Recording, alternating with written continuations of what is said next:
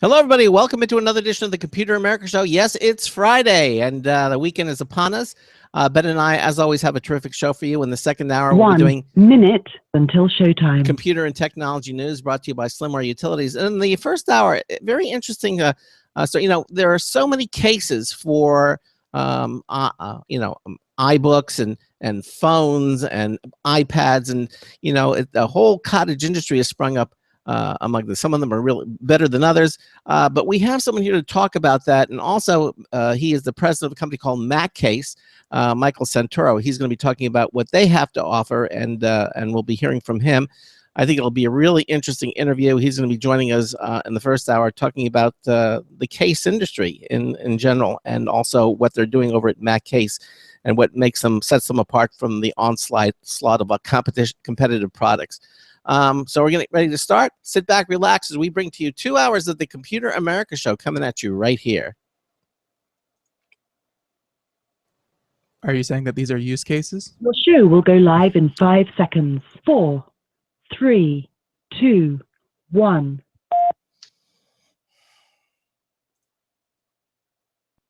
Broadcasting live, it's America's longest-running national radio talk show on computers, Computer America, hosted by national columnist Craig Crossman. Look for Craig's weekly column in your favorite newspaper. This show is being beamed nationwide at ComputerAmerica.com. Keep it here for technology news, computer products, guest interviews, and your phone calls. You're listening to Computer America. Hello, and welcome into the Computer America Show. It's the nation's longest-running, nationally syndicated radio talk show about computers and technology. Computer America is heard around the world and coast to coast. And I'm your host, Craig Crossman. And I'm your co-host, Ben.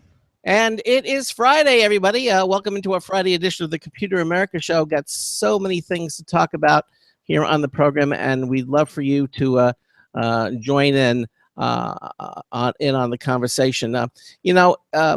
Because it is Friday, that means we're going to have our social media winner of the week is going to be joining us.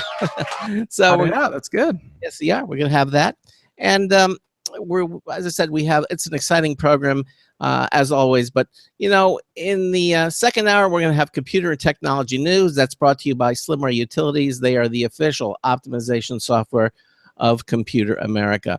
And in the first hour, we're going to be talking about. Second hour, we're going to be talking about the case industry. And what do I mean by that?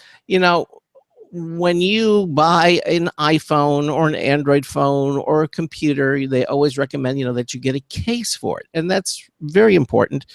But a whole cottage industry has sprung up around different types of cases that are available, and some of them, as always, are better than others, and some of them are just, quite frankly, are pretty horrible. I mean, it's you can definitely tell one that was made on the cheap and meant to have a pretty high profit margin, compared to one that could actually stand up to some use and some quality. Some quality. And are made of leather, something that kind of makes it stand out from the crowd. And anyhow, we have a gentleman today who's going to talk about the case industry, and he himself is the president of a company called MacCase. They went into business since 1999. He's going to talk about all the different cases that he has, and also about the competition out there, and what to look for when you're getting the right case, for your computer, for your smartphone. All those different things, and I think it will prove to be a very interesting conversation. He's going to be joining us. Now, if you have a comment or question, we'd certainly love to hear from you. Pick up the phone, give us a call, 347-884-8881. That's 347-884-8881. We'll get you on, and it will get you through. Or you can go to any page at ComputerAmerica.com. If you're radio shy and you don't want to go on the air, just go to any page at ComputerAmerica.com. Right there, the little menu bar, you'll see it says Home, Live Stream. Just go down Live Stream, it says Submit a Question. You can click that, and you'll take you to our question submission page. You can type in whatever you'd like, hit the Submit button, and Ben and I will see what you've typed automatically. The other thing you can do is we invite you to join our live video stream. We are a radio broadcast, but we also provide live video streaming of our program. And the way you access that, again, head over to ComputerAmerica.com, any page. Right there on the menu bar, you'll see it says Live Stream. Just click it, and it'll take you to our live video streaming page.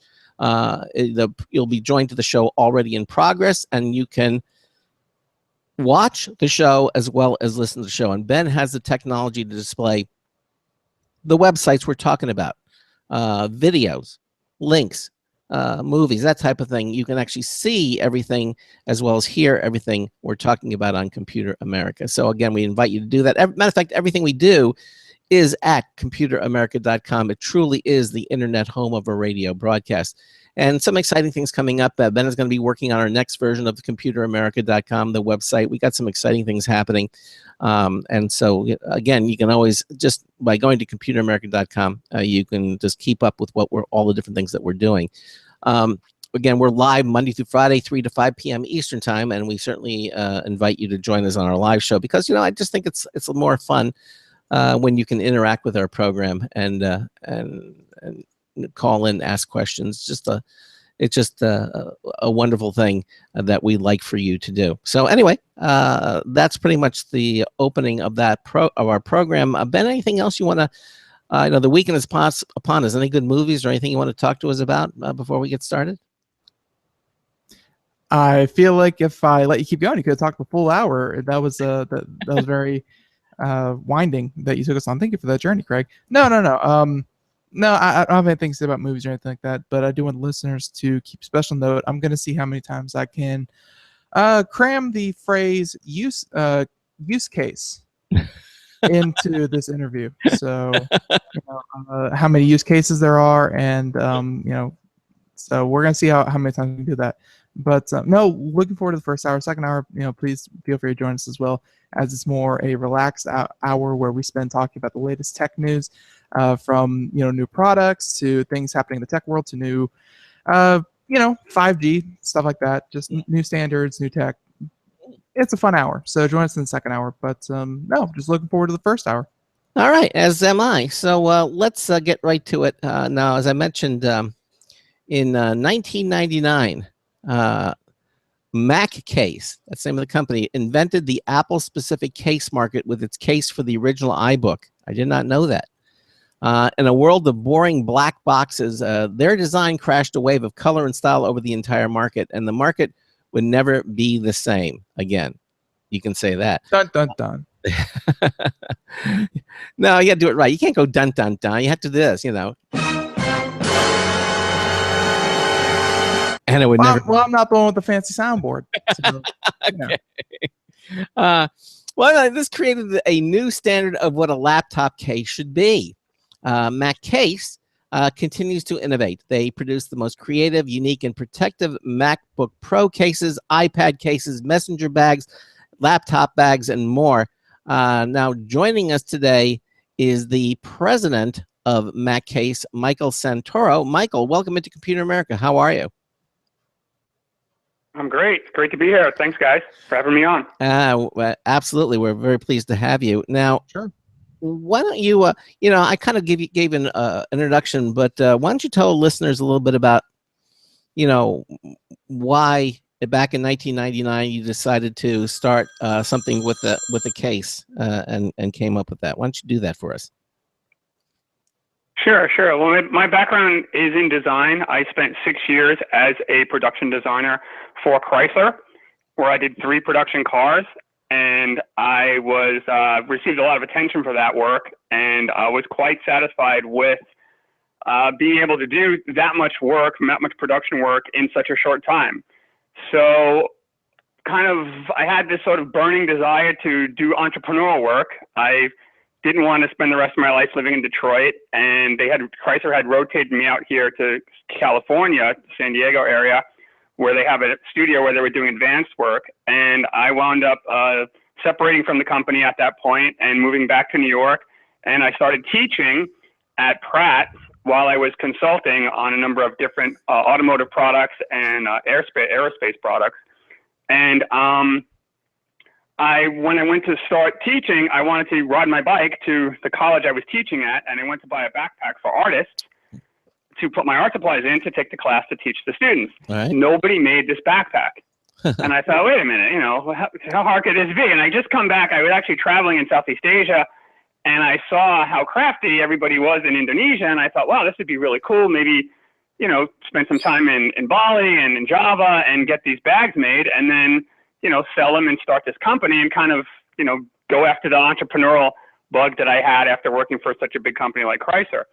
And so I launched this product called the Studio Pack, which was the first backpack for artists. I had patented it. And at the end of the first year, we had 10 products in the line. Mm-hmm. And probably 2 years after we launched the Studio Pack, Apple launched the original iBook, which again was a computer that didn't look like anything else. It was bright, it was round, right? And we saw a round computer before, and it had 5 colors, and it just had a sort of very, let's call it sort of non-tech look. It looked more like a consumer product versus, say, a technical laptop that you would write code on or you would manage things on. Uh-huh. And there was something about it that really, I think, both registered with the consumer and also with someone like me looking for another opportunity, right? So I'd found this opportunity in the art materials market to design a backpack for artists, and that was going well. And I looked at that bag and I thought, maybe there's an opportunity there as well. And the only thing that was really around that fit in it at the time was a product that Kensington made called a saddle bag. I don't know if you guys remember that. I remember. I remember. I remember Kensington, and I remember the saddle that bag. was the only. Yeah, it was kind of a large bag, and it had a lot of, it had a character to it. It didn't look like you were talking about the boring black boxes, the boring black bags that everybody was making back in the late 90s Mm-hmm. that you had at the big box stores and stuff. And so that bag, it was very unique, and a lot of Apple iBook owners were kind of gravitating towards that Kensington bag because the iBook fit in it, but it wasn't necessarily designed specifically for it. And I just started sketching on the idea and came up with this bag that had a window in it that allowed the Apple logo to become part of the bag design, which was then another unique feature. So not only did the front face have the white and the color and the big sort of smiley face accent that the computer had, but the bag itself had a window in it that allowed the logo to become part of the design. And that's a detail that you see. It's become ubiquitous now. Any iPhone case that you see, almost every iPhone case has some sort of circle in the back that allows the Apple logo to be seen through the case. That all goes back to my original design for the first iBook. Wow. That must give you some, some sense of, I don't want to say superiority, but it's like, yeah, I did that first. Like, all like every case in the market. Yeah. Again, I think it's as a designer, you want to put things into the world that obviously, make people's lives better and improve the quality of life. And if you can do something first, that's always a positive. And if the world copies it, I guess what do they say? Flattery is the best form of, or copying is the best form of flattery, right? Right. So I had on the car that I did at Chrysler, I did the 1995 to 2005 Jeep Wrangler. And on that particular vehicle, I brought the round headlights back, where the Jeep owners had square headlights. The Jeep had square headlights, and the Jeep owners, the hardcore Jeep guys that go out on these jamborees and climb rocks with them and stuff, they hated what Chrysler had done with the design of the Jeep. And so being able to bring that stuff back, giving it back the character of the 1940s, 1950s, the Jeep that made the Jeep brand. Sometimes you go back and you kind of take something that someone else had started and you reinstill that spirit into a product. And other times, you invent something new and you put it out there, and then someone will do that, with your work. So it's gratifying to see that idea is still going strong. We still do that with a certain number of our products with our nylon sleeve and our leather sleeves. We do still have a window. The window migrated from our briefcases to our sleeves. So one more question about your past, because I think this is going to be very telling. But you said that you've taught. You said that you worked on cars for Chrysler. Is your background art or or more on the mechanical side? Like, what exactly is your kind of study in? Is it all in the design, or do you have to really consider the what's actually functional? Well, yeah, my background actually is I started out as a painter. When I was 17, growing up in high school in the streets of New York City, I was actually an exhibited and successful fine artist. I had gallery space in Manhattan as a 17-year-old, and I thought, I was going to be a painter. And then I walked into a Ferrari dealership and said, oh my God, that's what I really want to do. I want to put those things into the world. And so I continued to paint, but I wanted, my passion was really, to go and become a car designer. And so I went to a very specific high school as well. I went to the High School of Art and Design in New York City, which Calvin Klein went to.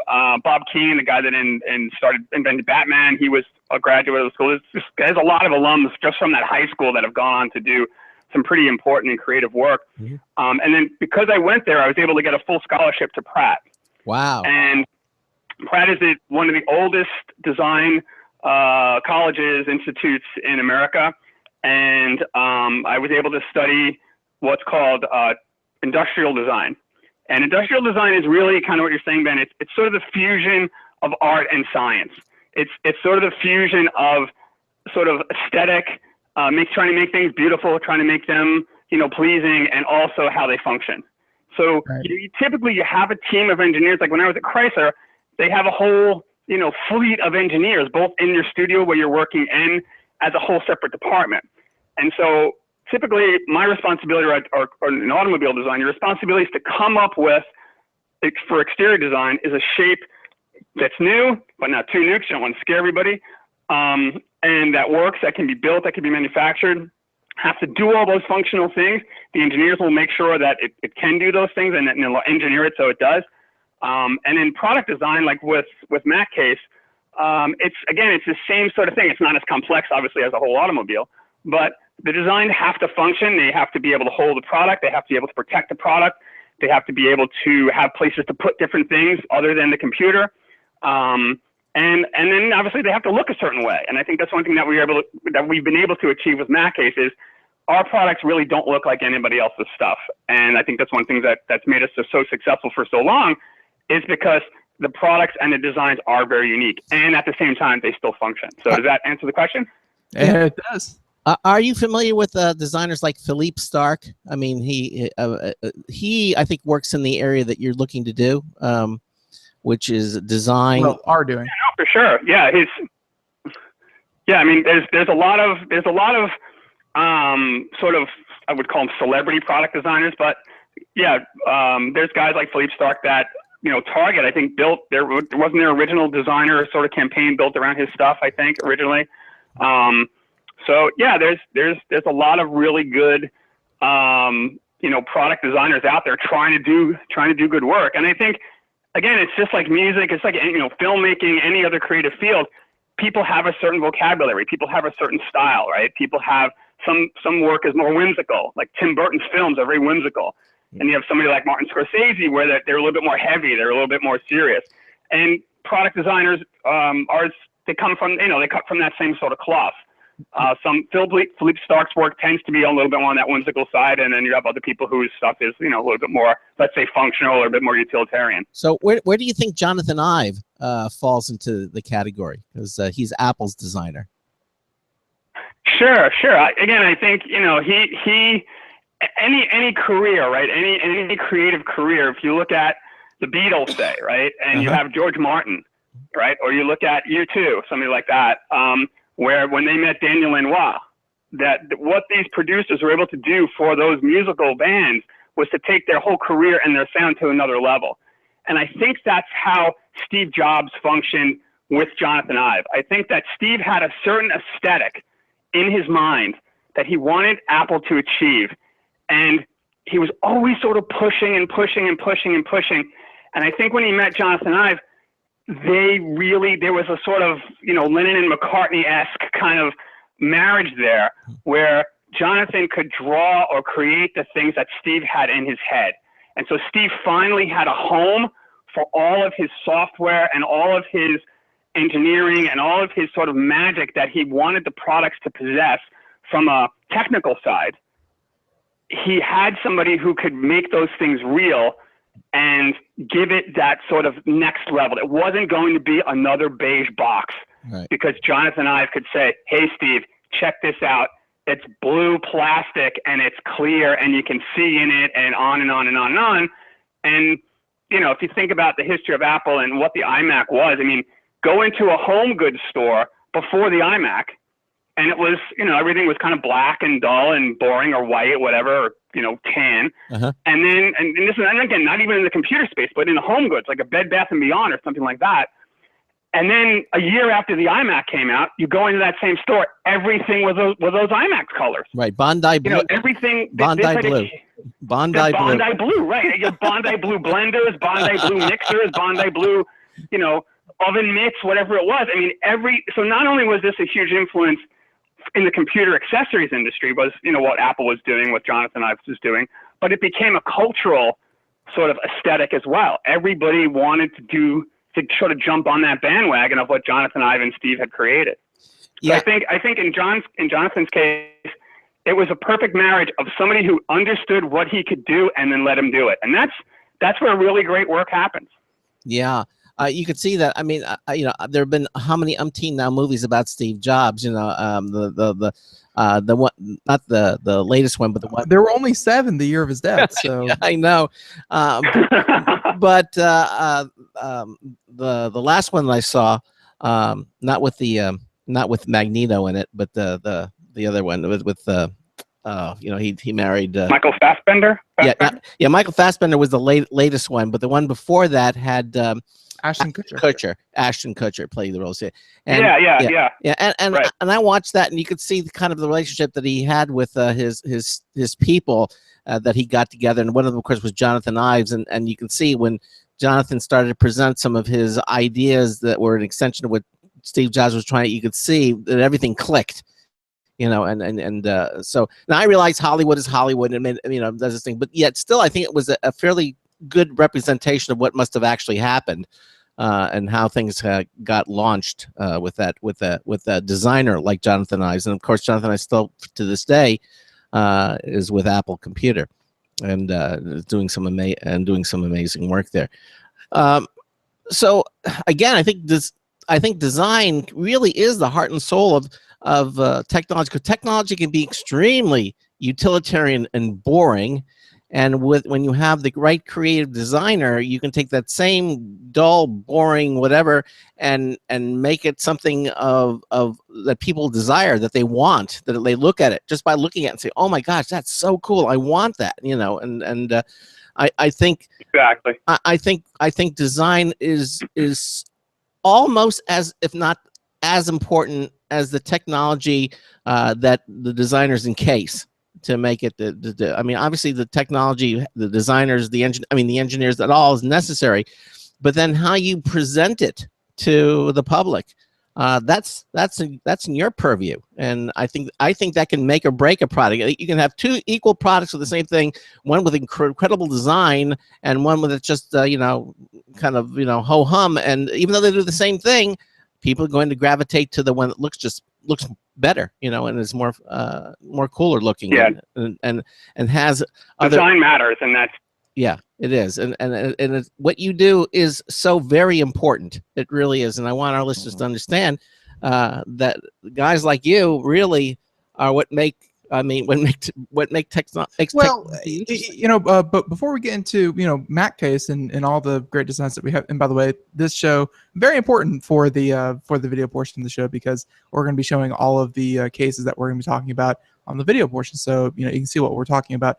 But I mean, just as a designer, real quick, how does it make you feel when you see the market flooded with, and of course this is the one that you're competing with?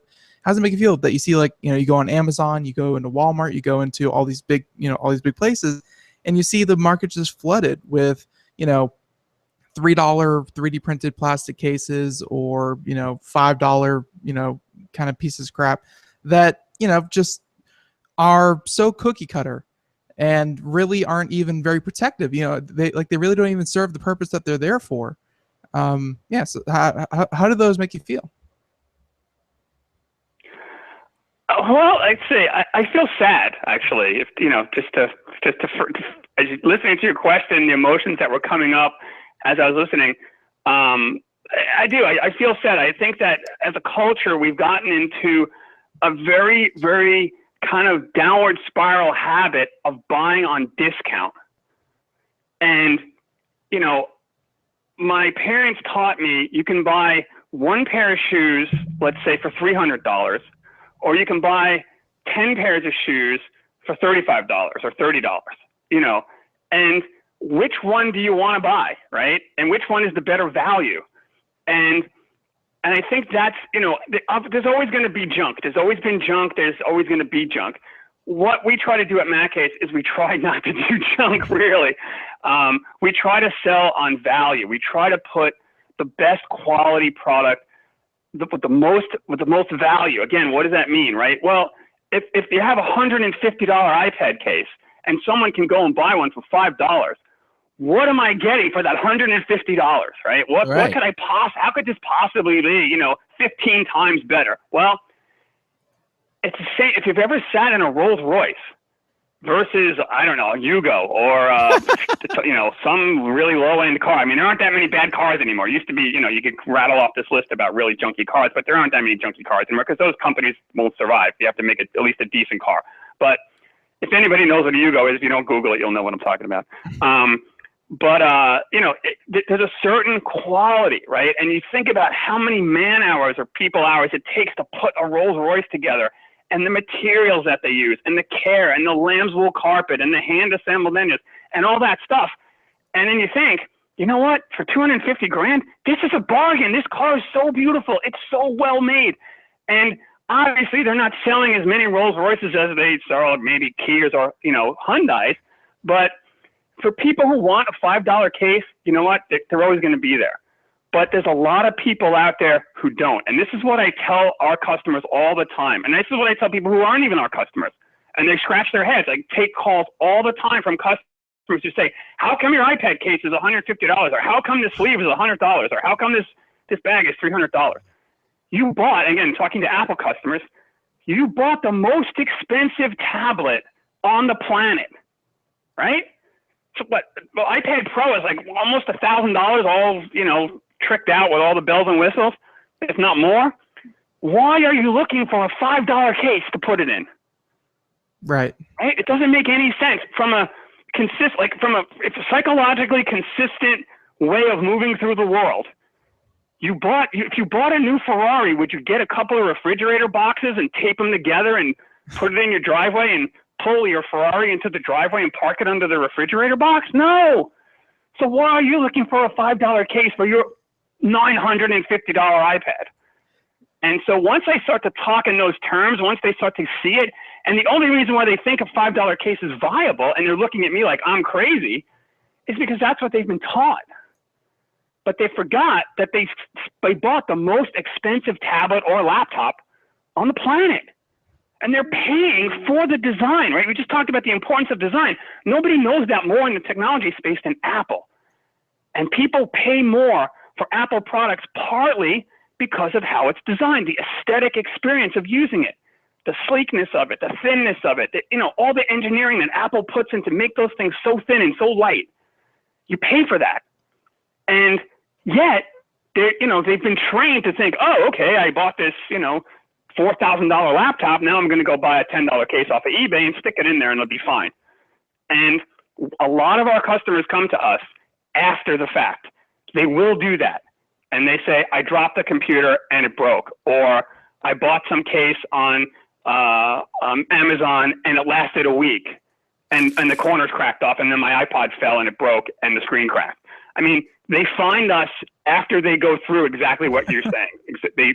They go out, they buy the cheap case, it breaks, something happens to the computer, they get disappointed, they're upset, they come to us, and they're happy for the rest of their ownership experience with their Apple product. That's a costly learning curve, but you know, I think it's like making backups. People, they don't make backups until they lose everything, and then and now they go through the pain and the hurt of that, and then they start making backups because they understand it. But until you experience, you know, the pain and the hurt, some people just aren't motivated to do things correctly. Right. Yeah, I would agree. And I think, again, it's a certain percentage of people, right? Then we have the other folks who realize, hey, I just spent $900 on a tablet. I just spent $800 on a tablet. I want the best case I can find. Again, they knock on our door and they find our site and they buy our happily, pick up one of our iPad Pro cases or our iPad Air cases or MacBook Air cases. and then email and say, you know what, this is the best bag I ever owned. It's amazing. The quality is amazing. The materials are amazing. I love how it's put together. Everywhere I go, I get complimented on it. We had a pilot who was one of our customers, and he said he has to bake in 15 minutes extra for him to go from the curb to the plane because he knows he's going to get stopped X amount of times every time he leaves the plane or every time he goes to the plane. People asking him about his MacCase. And they're not even so he doesn't bake in that extra time to stop and talk to people. He'll be late for the flight. And they're not even TSA agents. Listen, we gotta we gotta take a break here, Michael, and at the bottom of the hour, and then we'll continue on. Okay, so we'll be right back with you. You're listening to Michael Santoro. He is the president of MacCase. 347-884-8881 will get you on and get you through. We'll have our social media winner of the week coming up next hour. We also have our news tips bulletin review from Marty Winston. This is the last time you're going to be hearing this particular one, and then one more in the second hour. In the meantime, we're going to take a commercial break. And again, we are talking to Michael Santoro. He is the president of MacCase. We will be right back after these words. Don't go anywhere. Sometimes disaster strikes. Data can be lost due to many different reasons. Accidental reformatting, power spikes, virus attacks. Zero Assumption Recovery provides a suite of highly effective and thorough data recovery software for Windows operating systems. ZA is suitable for home users and small businesses who need a powerful data recovery solution for Windows and Linux file systems. Go to z-a-recovery.com. Sometimes disaster strikes. Data can be lost due to many different reasons. Accidental reformatting, power spikes, virus attacks. Zero Assumption Recovery provides a suite of highly effective and thorough data recovery software for Windows operating systems. ZA is suitable for home users and small businesses who need a powerful data recovery solution for Windows and Linux file systems. Go to z-a-recovery.com. Hi, this is Craig Crossman, host of the Computer America Show. You have important meetings to schedule. Your company's getting ready for its IPO, and you're in charge of the PTA fundraiser this month. So how do you coordinate everyone to be available at the same time? Are you still using emails, phone calls, even text messages to schedule meetings with a group of people? How's that working out for you? Not so great, huh? It's a fact that every day, millions of people suffer from scheduling headaches.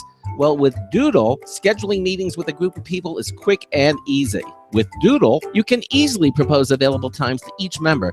Each one checks off the times that they're available, and then you simply pick the time that works best for the group, all in an easy-to-read display that integrates with your existing calendar. Nothing could be more simple. Give Doodle a try for free, and like millions of Doodle users, you'll truly see how easy it is to find the perfect date and time for all your meetings. That's www.doodle.com.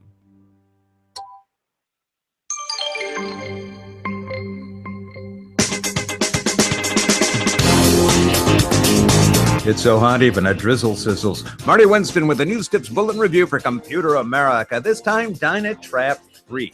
Growing up, long nights were punctuated by the zaps of insects flying into the high-voltage grid of bug whackers. This week, we got in the half-acre rated Dynatrap 3 for review with a quieter but no less lethal end to those pesky pests. There's a hood over the top, complete with a handy hook for hanging, and a chain comes with it. Next down is a slotted housing that uses an ultraviolet light with a CO2 generator to lure its prey. Beneath that, a small quiet fan draws its captives into custody. At the bottom is the screen chamber from which they can't escape.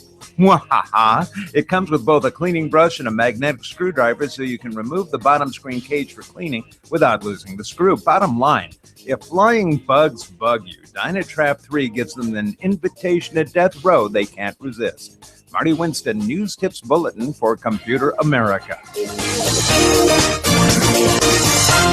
And welcome back to the Computer America Show. It is 30 minutes past the hour, 33 actually, as we continue on here with MacCase and Mr. Michael Santoro. And yeah, we're just kind of talking about the industry in general, which very, very fascinating.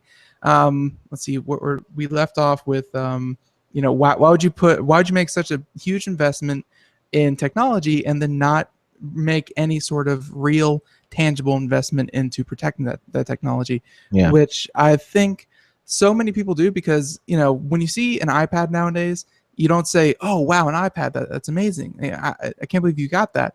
They say, "Oh, an iPad." Tablets are everywhere, phones are everywhere. It seems like there's a real disconnect between there's a real disconnect between an iPhone and something that costs $600. There's a disconnect between an iPad and something that costs $900. If someone said, "Oh, would you risk throwing away $900, and would you risk, dropping a $900 tablet and essentially having to go ship that thing off for a couple $100s to be fixed?" There's a real disconnect about how much these tablets and computers really mean to people, because you also make laptop bags, and some and some of the MacBook Airs and what have you can go up into the $2,000 range. It's obviously you want to protect that kind of investment. So let's get into some of your products, and I guess as an overview, what is your kind of overarching goal with these bags? Is it the style? Because if you're watching the video portion, you can see there's a lot of leather flying around. No cows, but lots of leather. Is it all the pockets you provide? Is it the leather on the outside? Is it shockproof? I mean, what is kind of the overarching theme for your lines? I think there's two things. One is that we're one of the few case companies that has two distinct lines.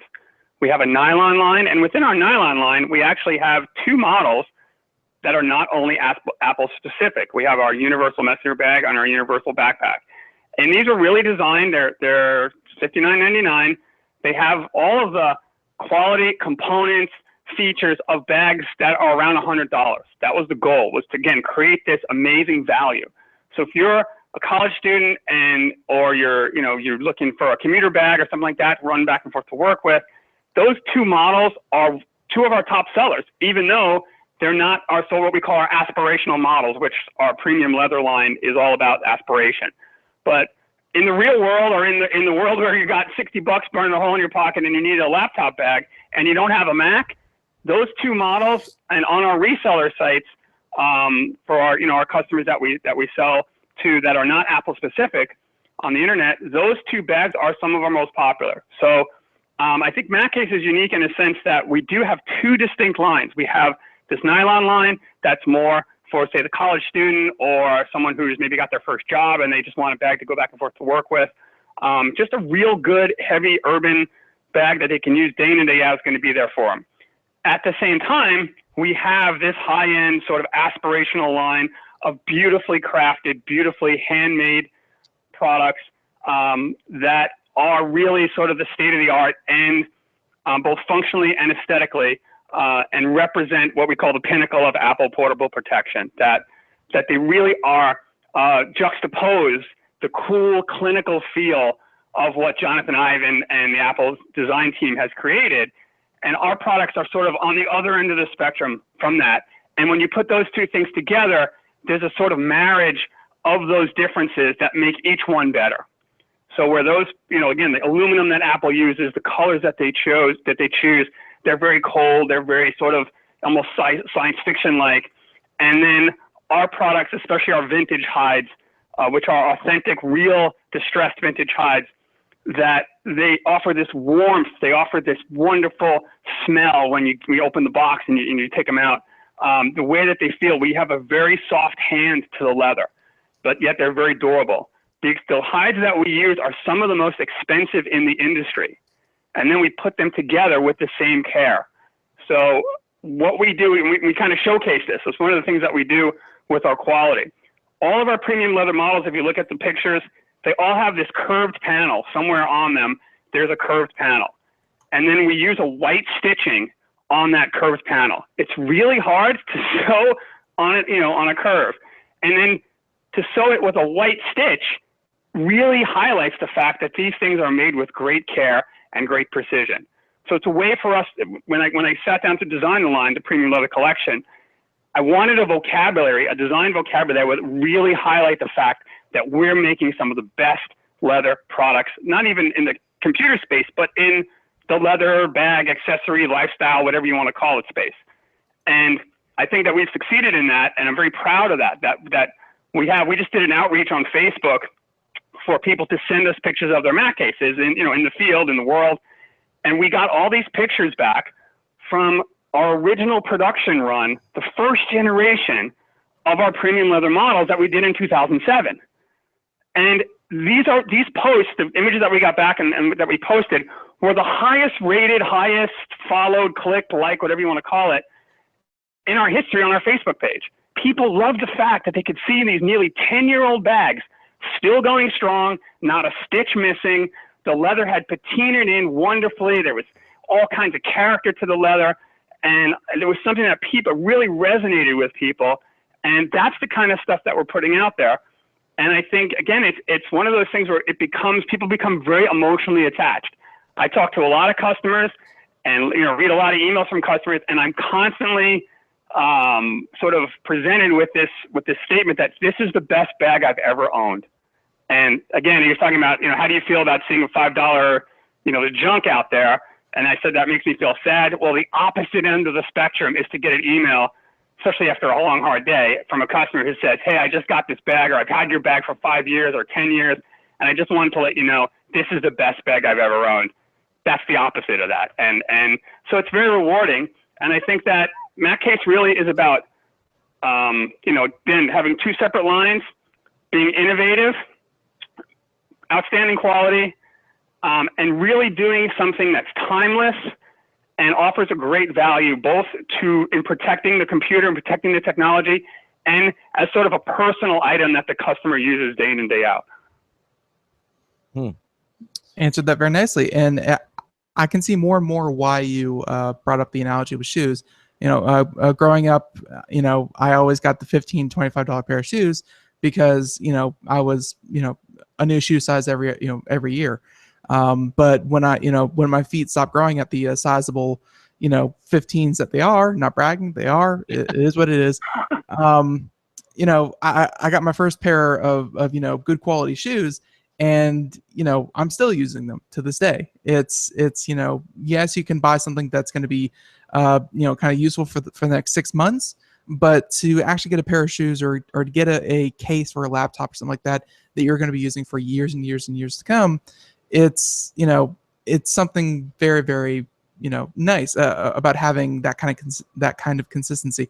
And just kind of as an offshoot, because you mentioned all these pictures that you were receiving from your customers. Leather, I know, I've had leather furniture, I've had leather shoes. I'm horrible with leather shoes. Hopefully laptop bags are a little bit better. What would you say, kind of is different about having a leather case compared to like a plastic or a nylon case? Because there is special, things that you should do for a leather case. Yeah, I think, again, it really depends on the customer. And I, as you guys know, I answer the phones. People have questions. I like to stay connected to customers, especially with questions like, that you've presented. I hear that a lot, and I get that question a lot. It really depends on what your needs are. If you want something that's lightweight, you know what? You can't really beat a lightweight nylon bag.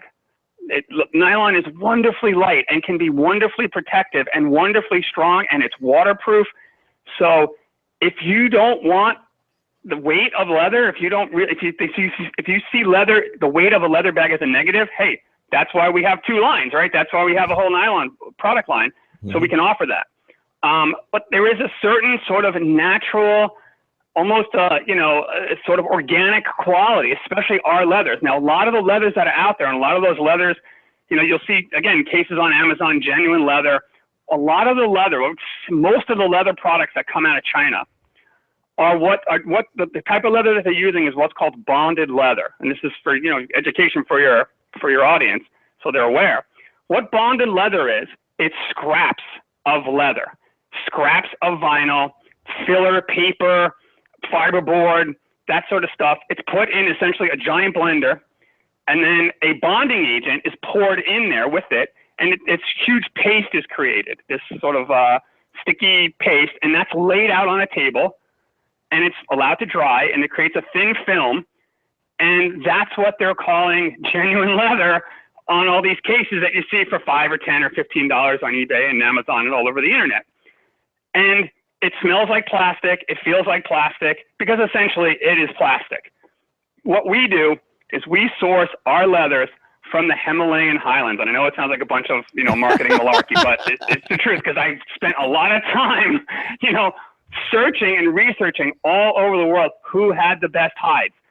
And again, I wanted to do it in a way where it wasn't going to cost, $1,000 for an iPad case, like some of those high-end European fashion brands do have. But I wanted something that would be, it's something that I would want to use every day, right? That's one thing the great thing about being a designer is you get to choose. If I was going to design my dream case, what would I want it to be? Well, that's what I get to do. So I looked all over the world, and I found this supplier, this tannery, that was able to access hides from dairy cows who are put out to pasture, and the hides only become available after the cows pass. So from a sort of a moral standpoint, a sort of like humanistic, standpoint, hey, you know what? These cows aren't being killed for beef or other sorts of byproduct. We're getting the hides after the cows pass naturally. And we don't layer a lot of fillers and paint and all this stuff on top of the natural fibers. When you look at our vintage hide and you look closely, you can see the pores.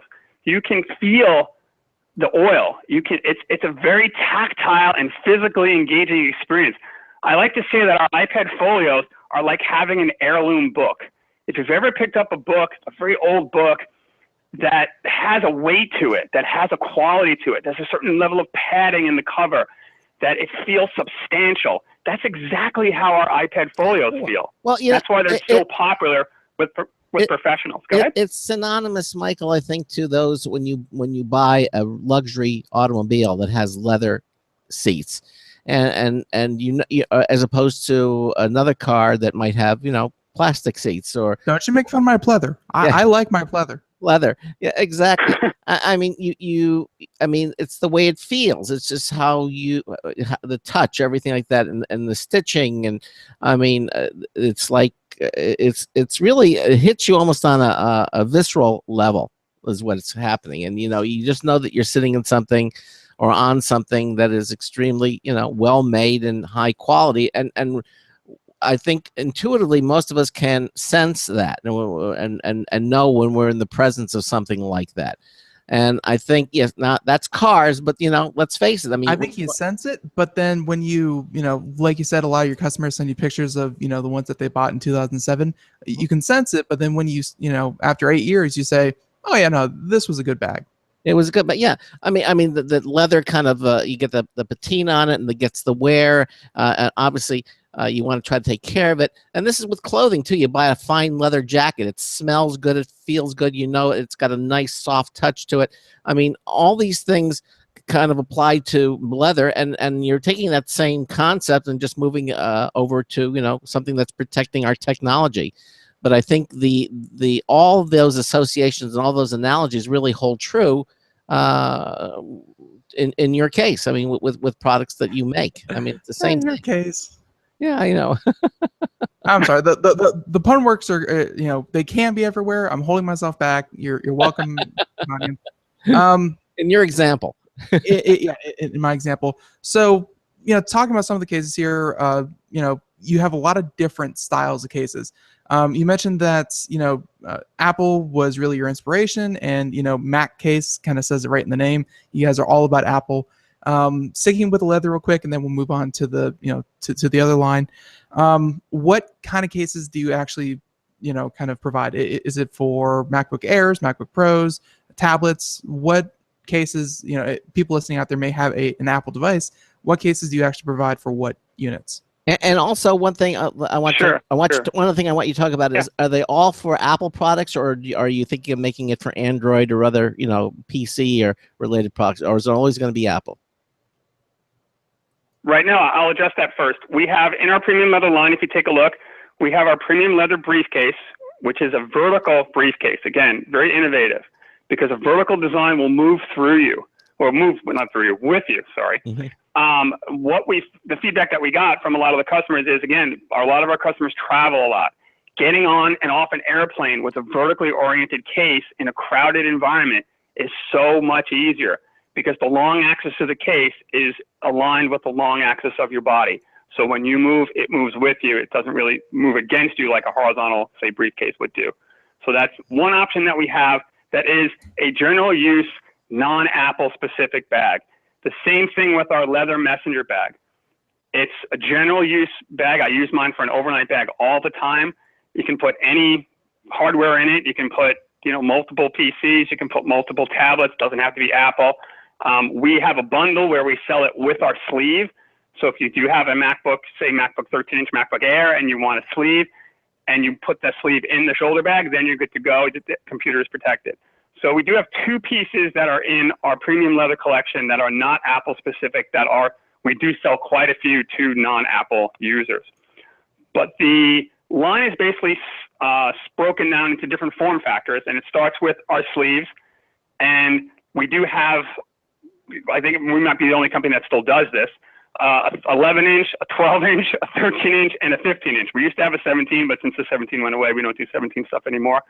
So if you have any of those Apple form factors on a laptop, we have a sleeve for you. Then we have our flight jacket model, which is probably one of our most popular, and that one has been in production since the beginning.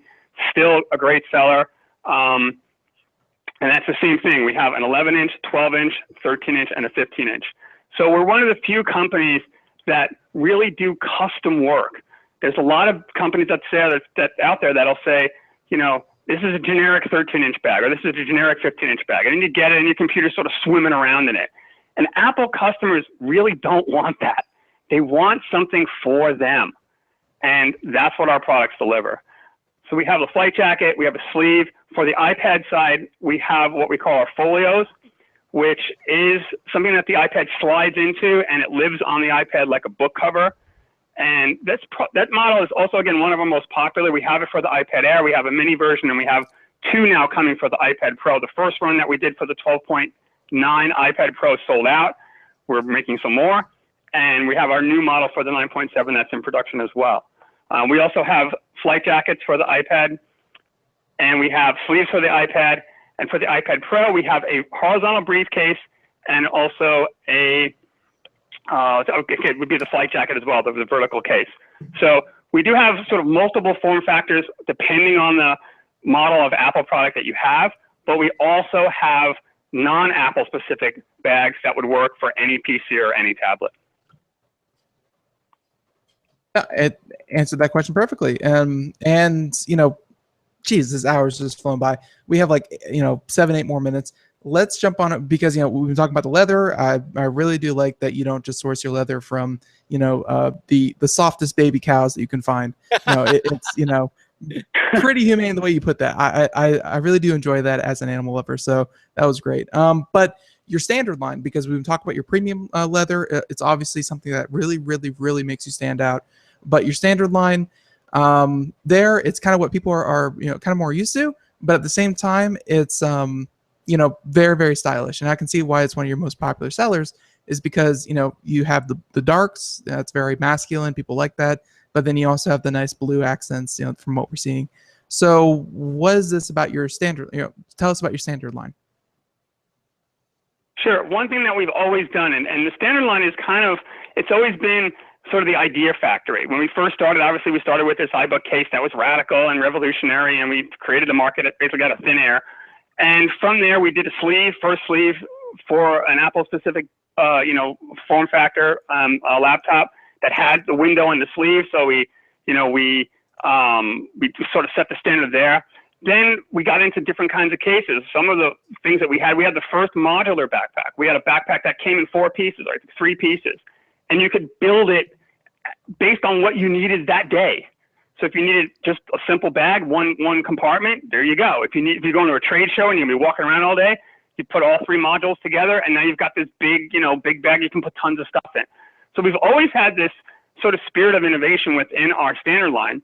And one thing that we did that we still carry on today is to offer a sleeve with the shell.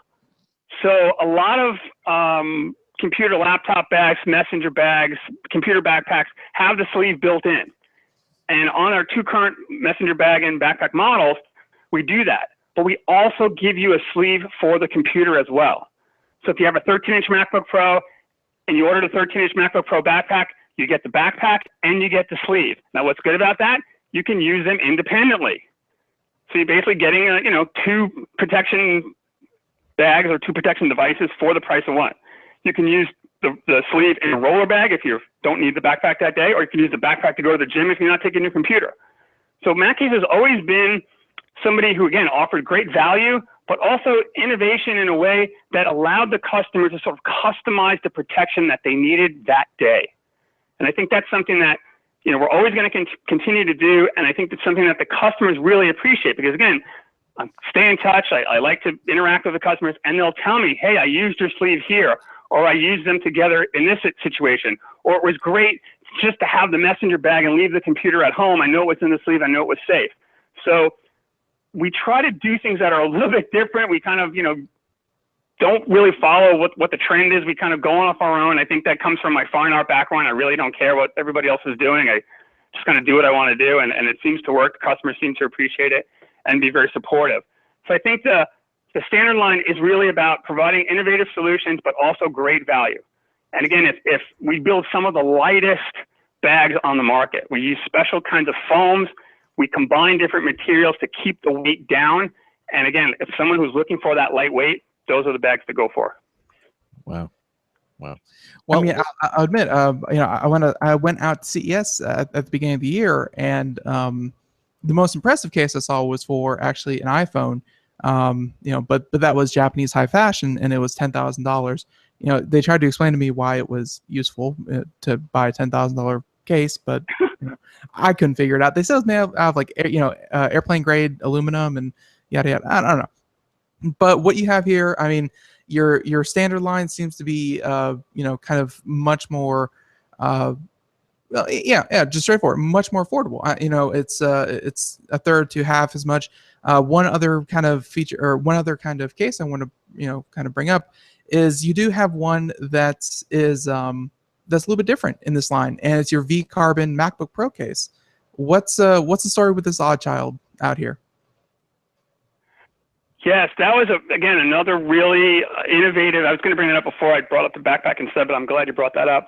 The V-Carbon case, I always, as a designer, as someone who came from the automotive industry doing automotive surface, I wanted to do something that wasn't so cut and sew. In the automotive world, it's all about the sculpture, right? It's all about the three-dimensionality of the form.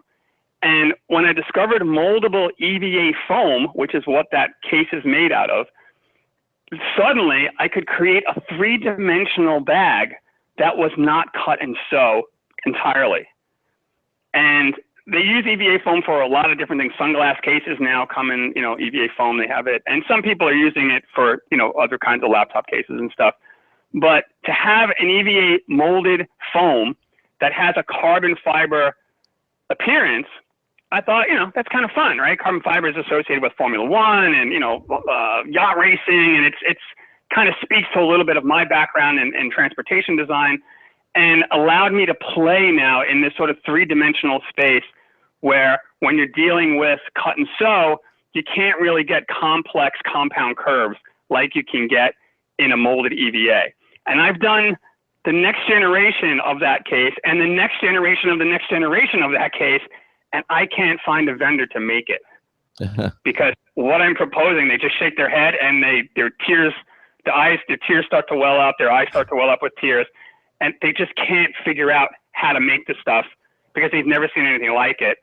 And I've yet to be able to get these things to the market because of the radicalness of the designs. But it's a case I'm very proud of. It's wonderfully protective. You could basically hit that case with a hammer. The foam will bend, it will absorb the impact and then just bounce right back out. So it's probably the most protective case we've ever done at MacCase.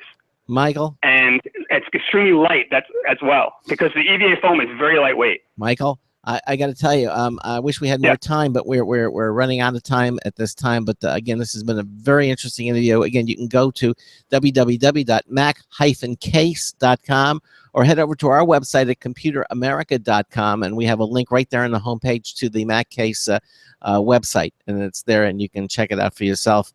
Michael, again, Ben and I want to thank you for taking the time to be with us and enlightening our listeners about what it is you're doing out there. And best very interesting. Yeah, continue. Best of luck to you. Okay. Thanks for the opportunity, guys. It's been great. I really enjoyed it. And Michael, listen, you take care. Have a great rest of the day.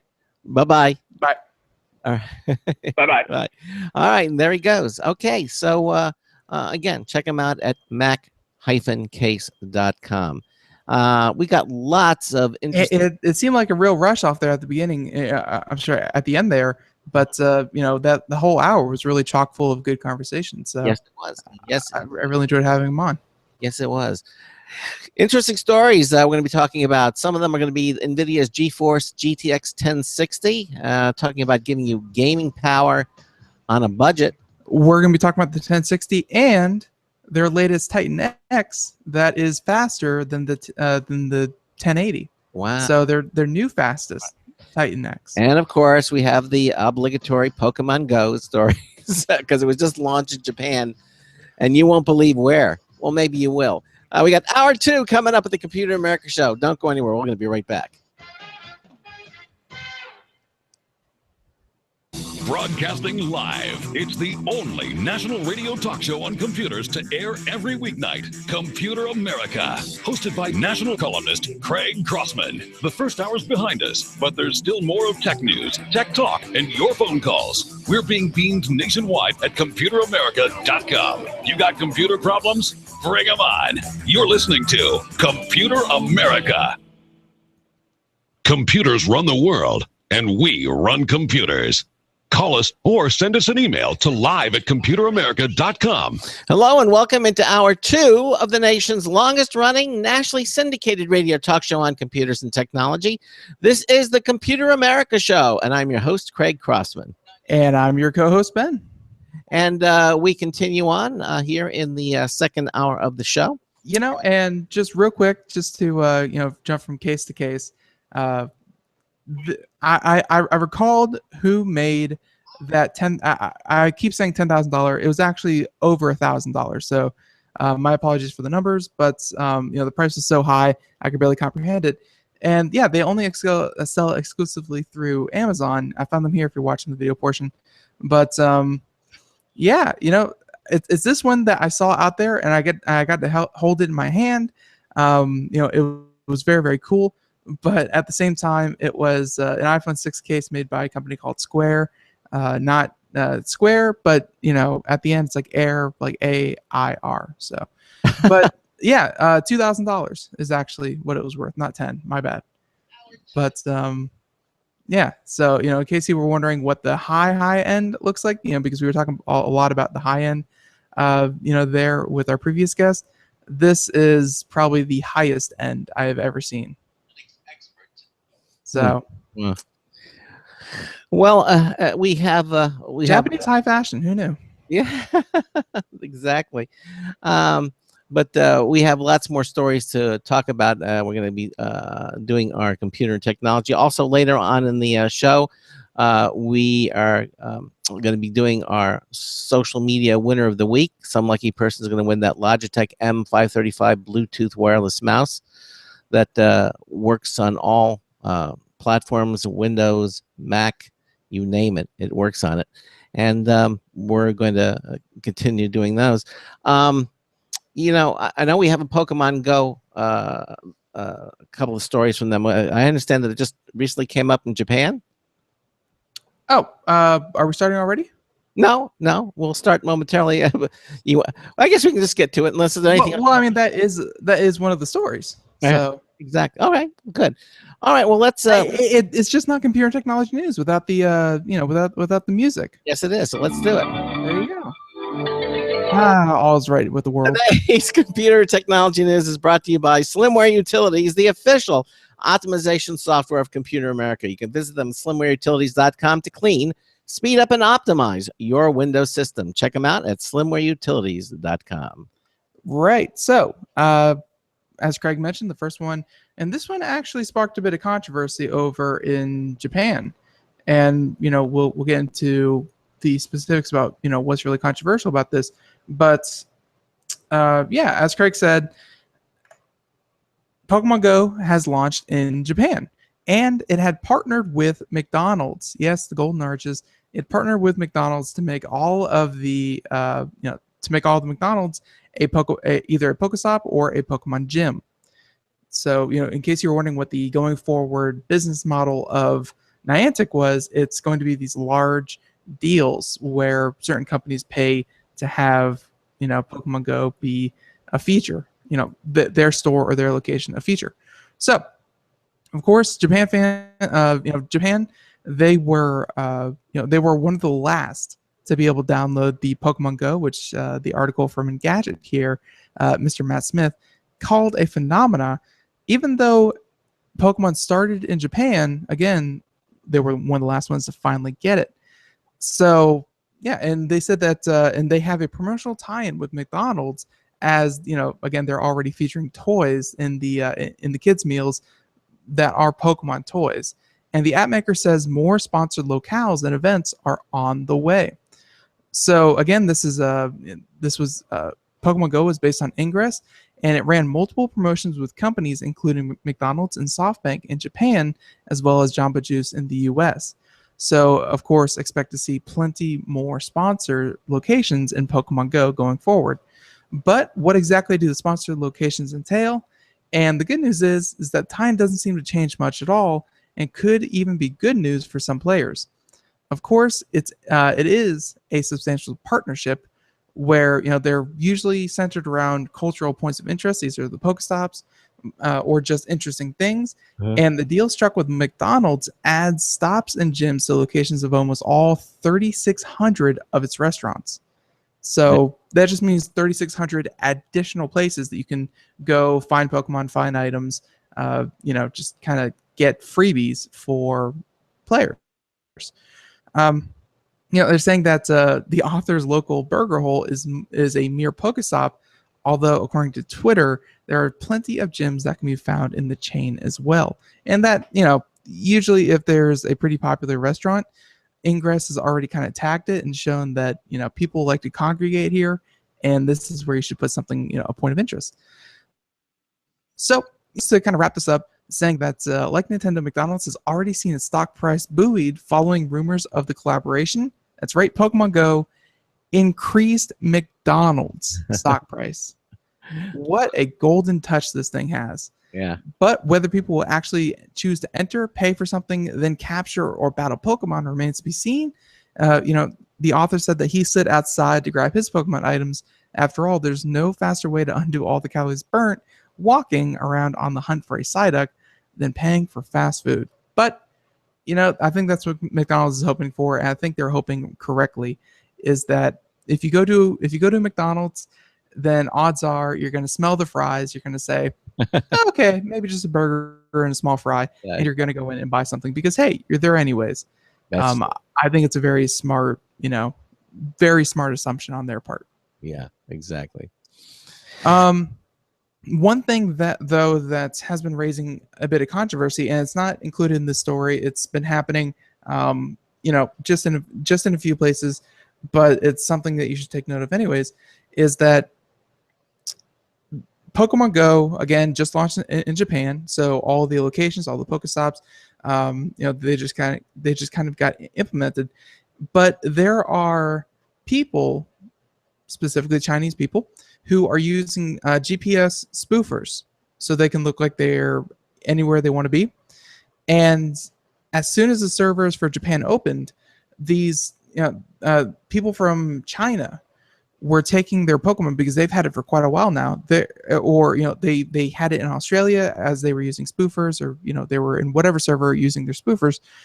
As soon as Japan opened, they immediately spoofed their GPS location, and then they took over a bunch of Pokestops and stuff like that. Because, Craig, kind of imagine someone's been playing Pokemon Go for 2 or 3 weeks or even a month, and you just get it the day before. There's no way you're going to be at the same level, as the person who's been playing for a month straight. Of course not. So they take over Pokemon gyms, and of course, people who just got it, today, they have literally no chance of taking it over. And I don't know how much you know about the relationship between the Chinese and the Japanese, but there's a lot of rivalry there for very obvious reasons. And one picture I saw was of a shrine in Tokyo that's held a couple of war criminals. There's like 2 million people buried there, but there were a couple of war criminals. And someone from China took a spoofer, spoofed their GPS location, took it over, and with the Pokemon called, it was like the motherland #1, China, like China's #1, something like that. So essentially, you have a place where every year the prime minister goes and pays his respect to the dead and things like that. And then if you go on Pokemon Go, the Pokemon sitting there is China's #1.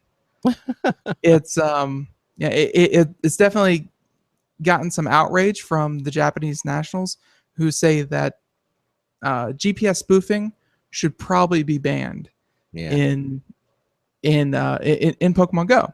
So that you can't say you're somewhere where you are not. That's right.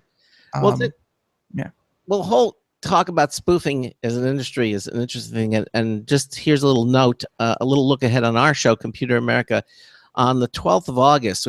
I've already locked him down. Teletech is going to be back on our show. I don't know if you remember, they were on a couple of years ago, 2 or 3 years ago. They do phone spoofing, right? Yes, they do phone spoofing, and we're going to have Ethan Garr, who is the spokesperson for Teletech, is going to be back on the show. They just introduced something new called text spoofing.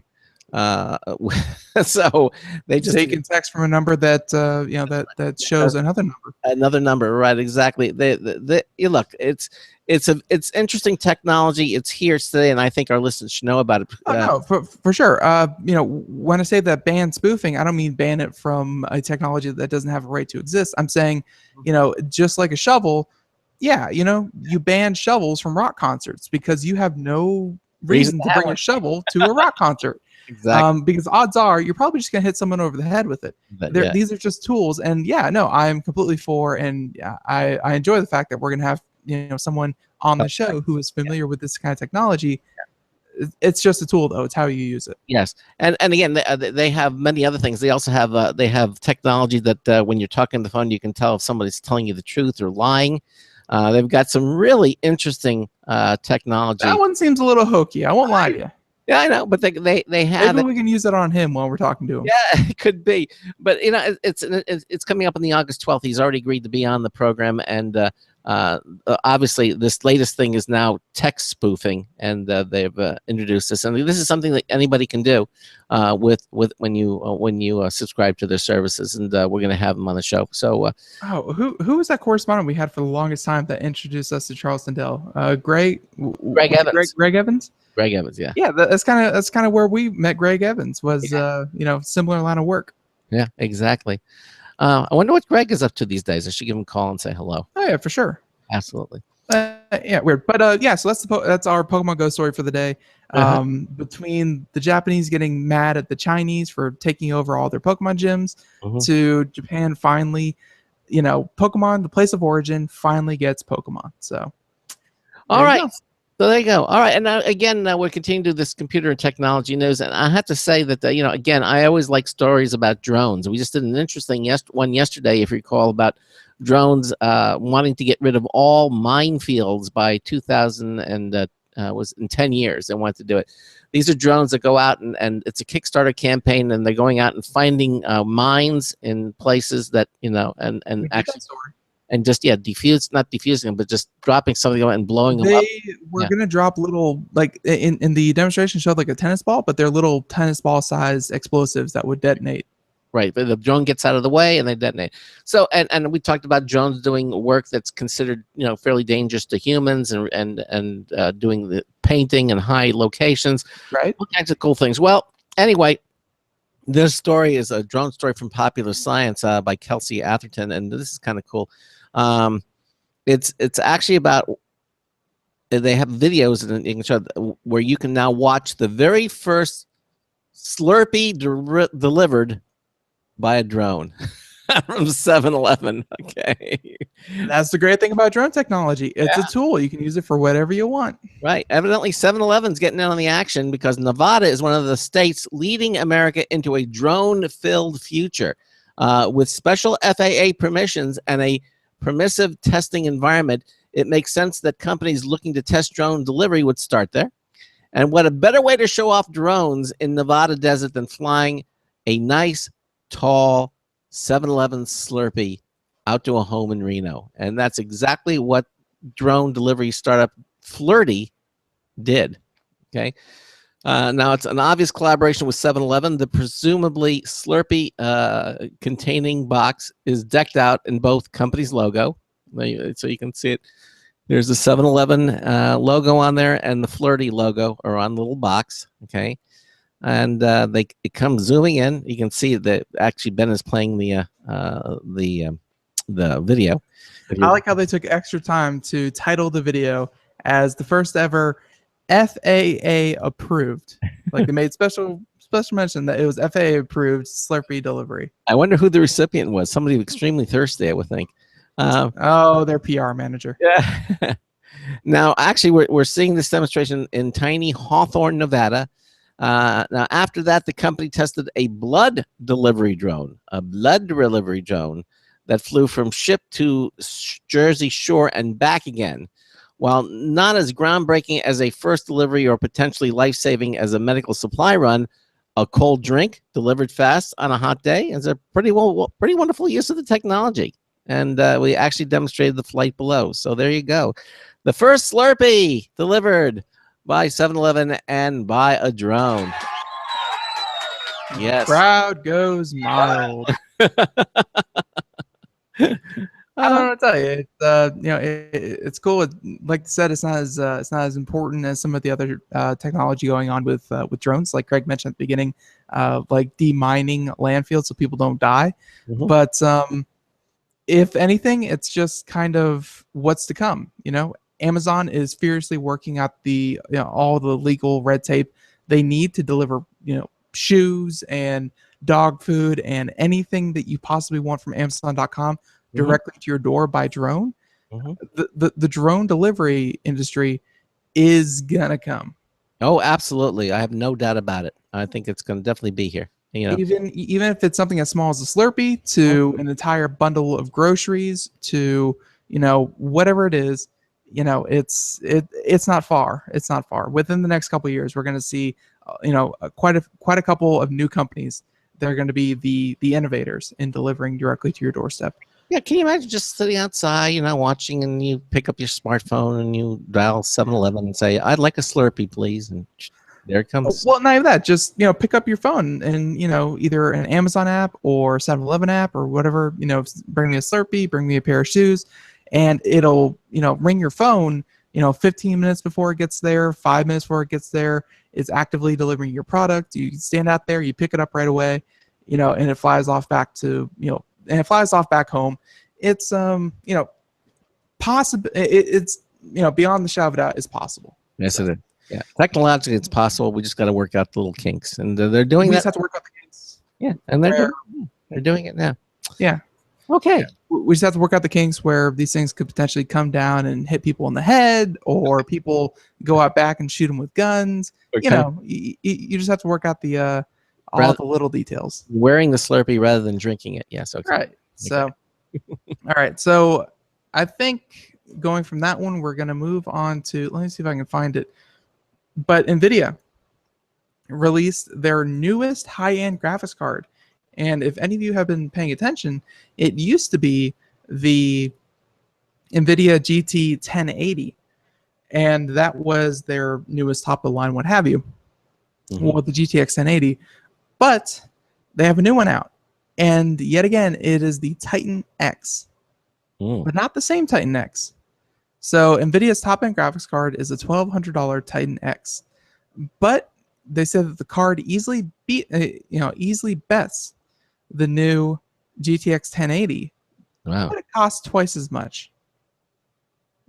because you can't. The Titan line has to have the crown for NVIDIA. They always have to be cool. So this is again the Titan X powered by Pascal, which is the latest architecture that the 10 line is based off of.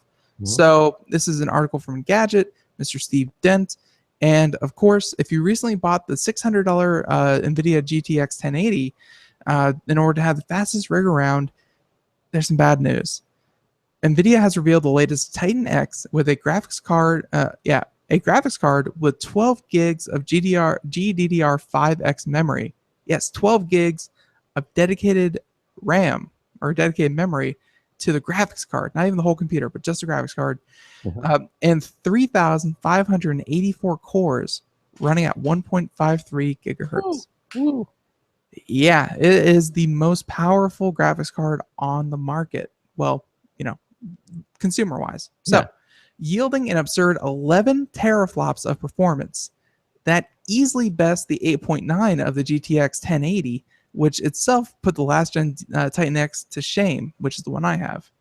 But of course, you probably won't feel too bad, however, because you'll be having to spend $1,200. If you remember, the last Titan X was $1,000. So this is even $200 more expensive than the last iteration of the of the Titan X. So the Titan X, which is based on the company's new Pascal P102 GPU, has 12 billion transistors. See, and that's the part that should amaze everyone, is that they're able to engineer this thing to such precision.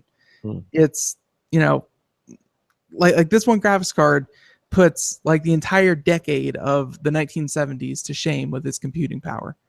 It's just crazy. So I'm kind of curious if you have a Titan X now, like you have, and you get this one. It wouldn't be ideal. Let me head you off there. I already know where you're going with this one. It would not be ideal to have this one and the other one. Okay.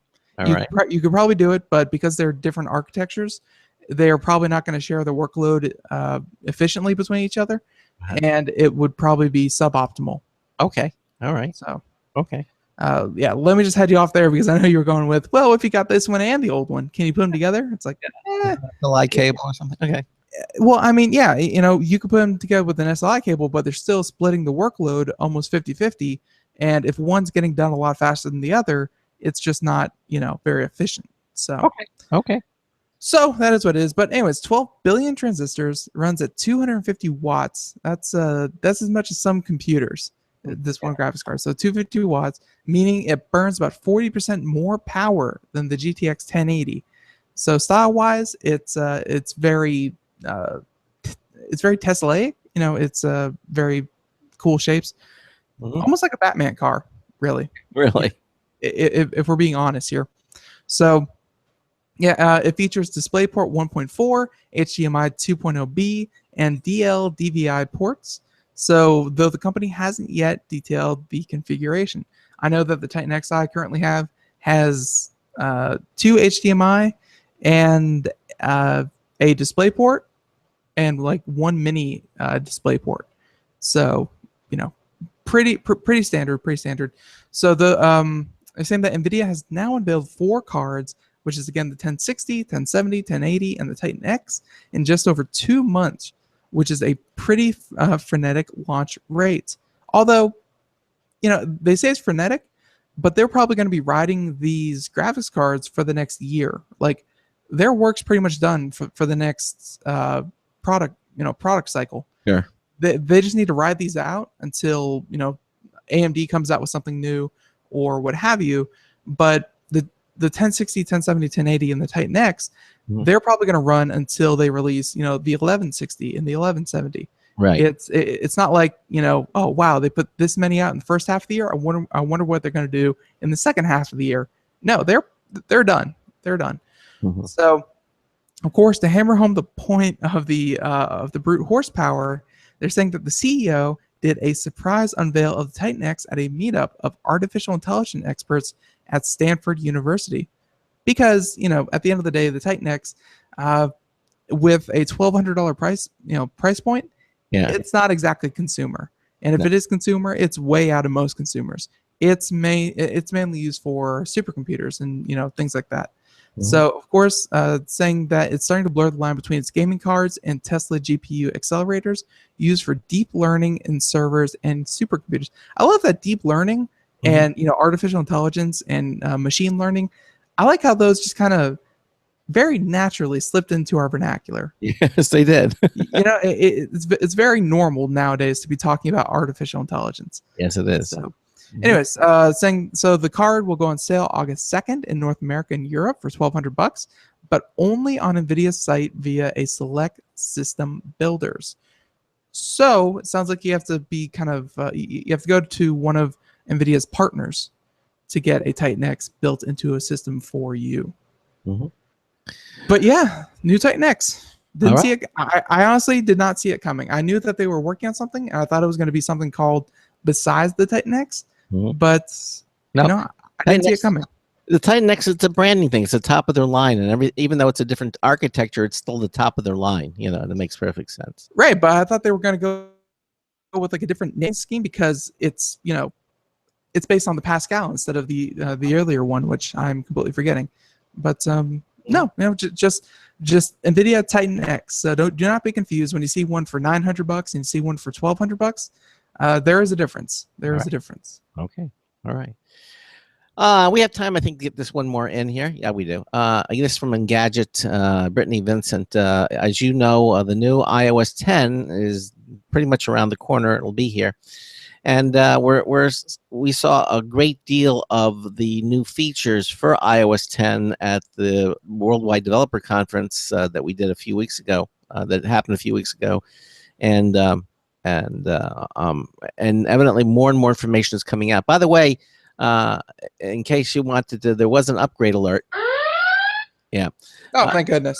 Yeah, they had version 9.3.3 was released yesterday for your iPhone. So if you haven't updated from 9.3.2, go to 9.3. Also, I think the iOS 10 point whatever beta build 2 went out. So that's getting closer. Yes, but remember, unless you have a spare hardware device to spare, I would stay away from anything that has the word beta on it because it is exactly what it is. It's beta. That's fair. Okay. However, the new iOS 10 features again reported here.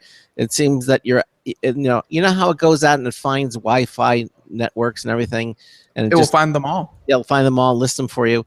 Well, now it looks like that your phone will actually prompt you now with iOS 10 if you're attempting to access unsecured networks.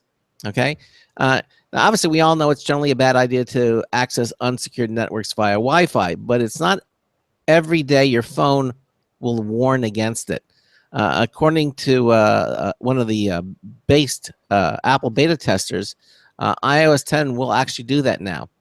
So after connecting to an open network, iOS 10 will display a security recommendation notification beneath the network's name in the Wi-Fi menu setting. So when a user opens up the security recommendation, they're greeted with a notification that, quote, open networks provide no security and expose all network traffic, unquote. Okay.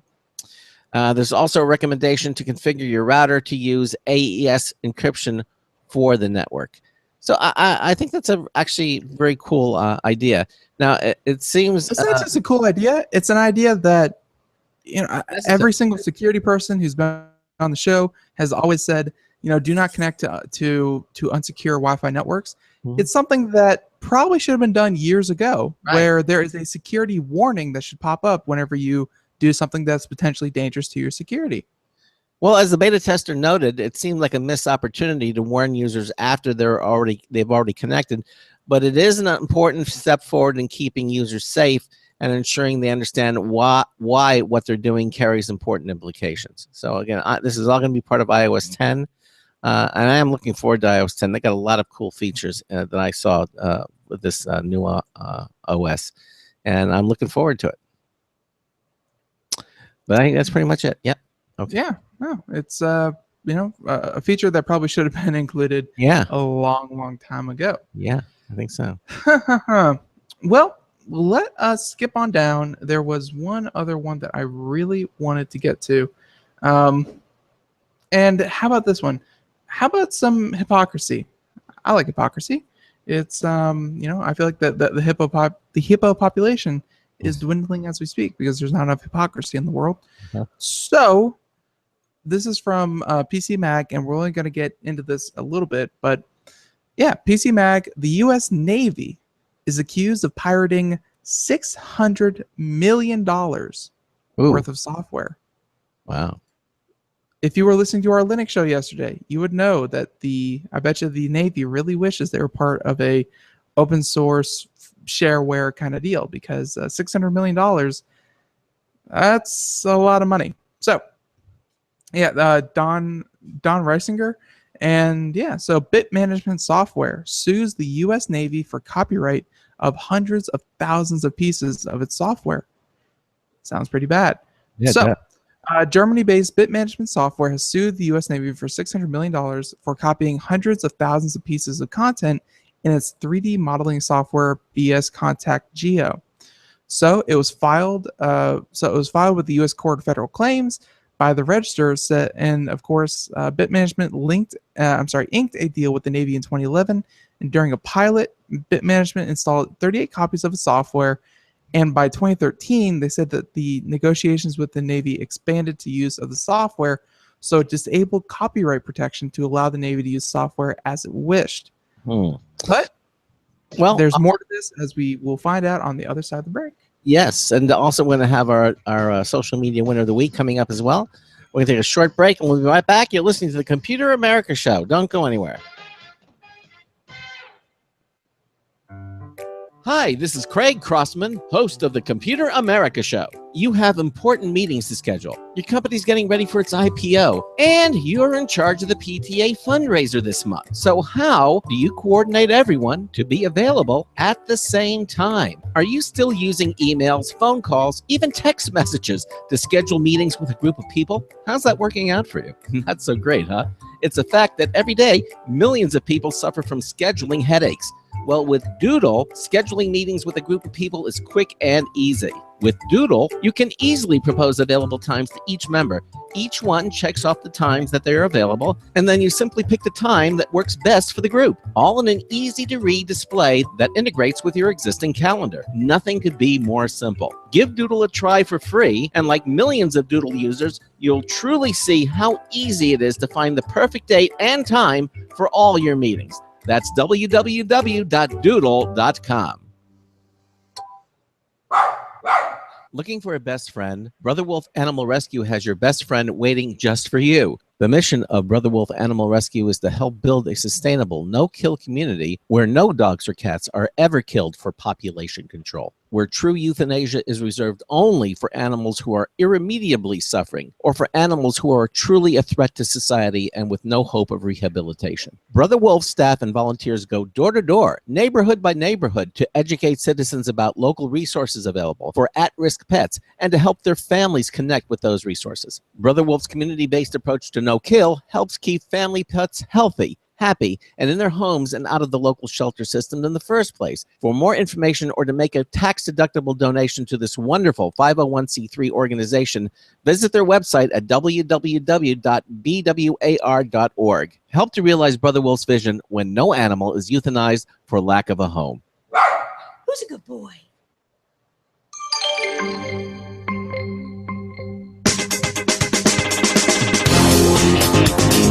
I bet if you got 9 people jogging, the 10th could ride the sweat on a surfboard. Hi, I'm Marty Winston with the News Tips Bulletin Review for Computer America. This time, Audio-Technica high-res headphones. We've long been fans of Audio-Technica headphones, and that's no less true since we got in their new ATH MSR7NC for review. It's a full-size, high-res audio headphone with cups that surround the ears. The reproduction fidelity is excellent, but we're leaving out an important feature. You can flick a switch on the rim of the left housing to activate active noise canceling. That works well enough to erase the sound of both an in-room air conditioner and me tap dancing on the office floor protector, and it handles that without compromising the audio you want to hear. That's a shortcoming of many products in this category. Bottom line, the Audio-Technica ATH MSR7NC headphones are a great way to listen to what you want to hear and reject what you'd rather not. Marty Winston, News Tips Bulletin for Computer America. And welcome back to the Computer America Show, as we are doing computer and technology news brought to you by Slimmer Utilities.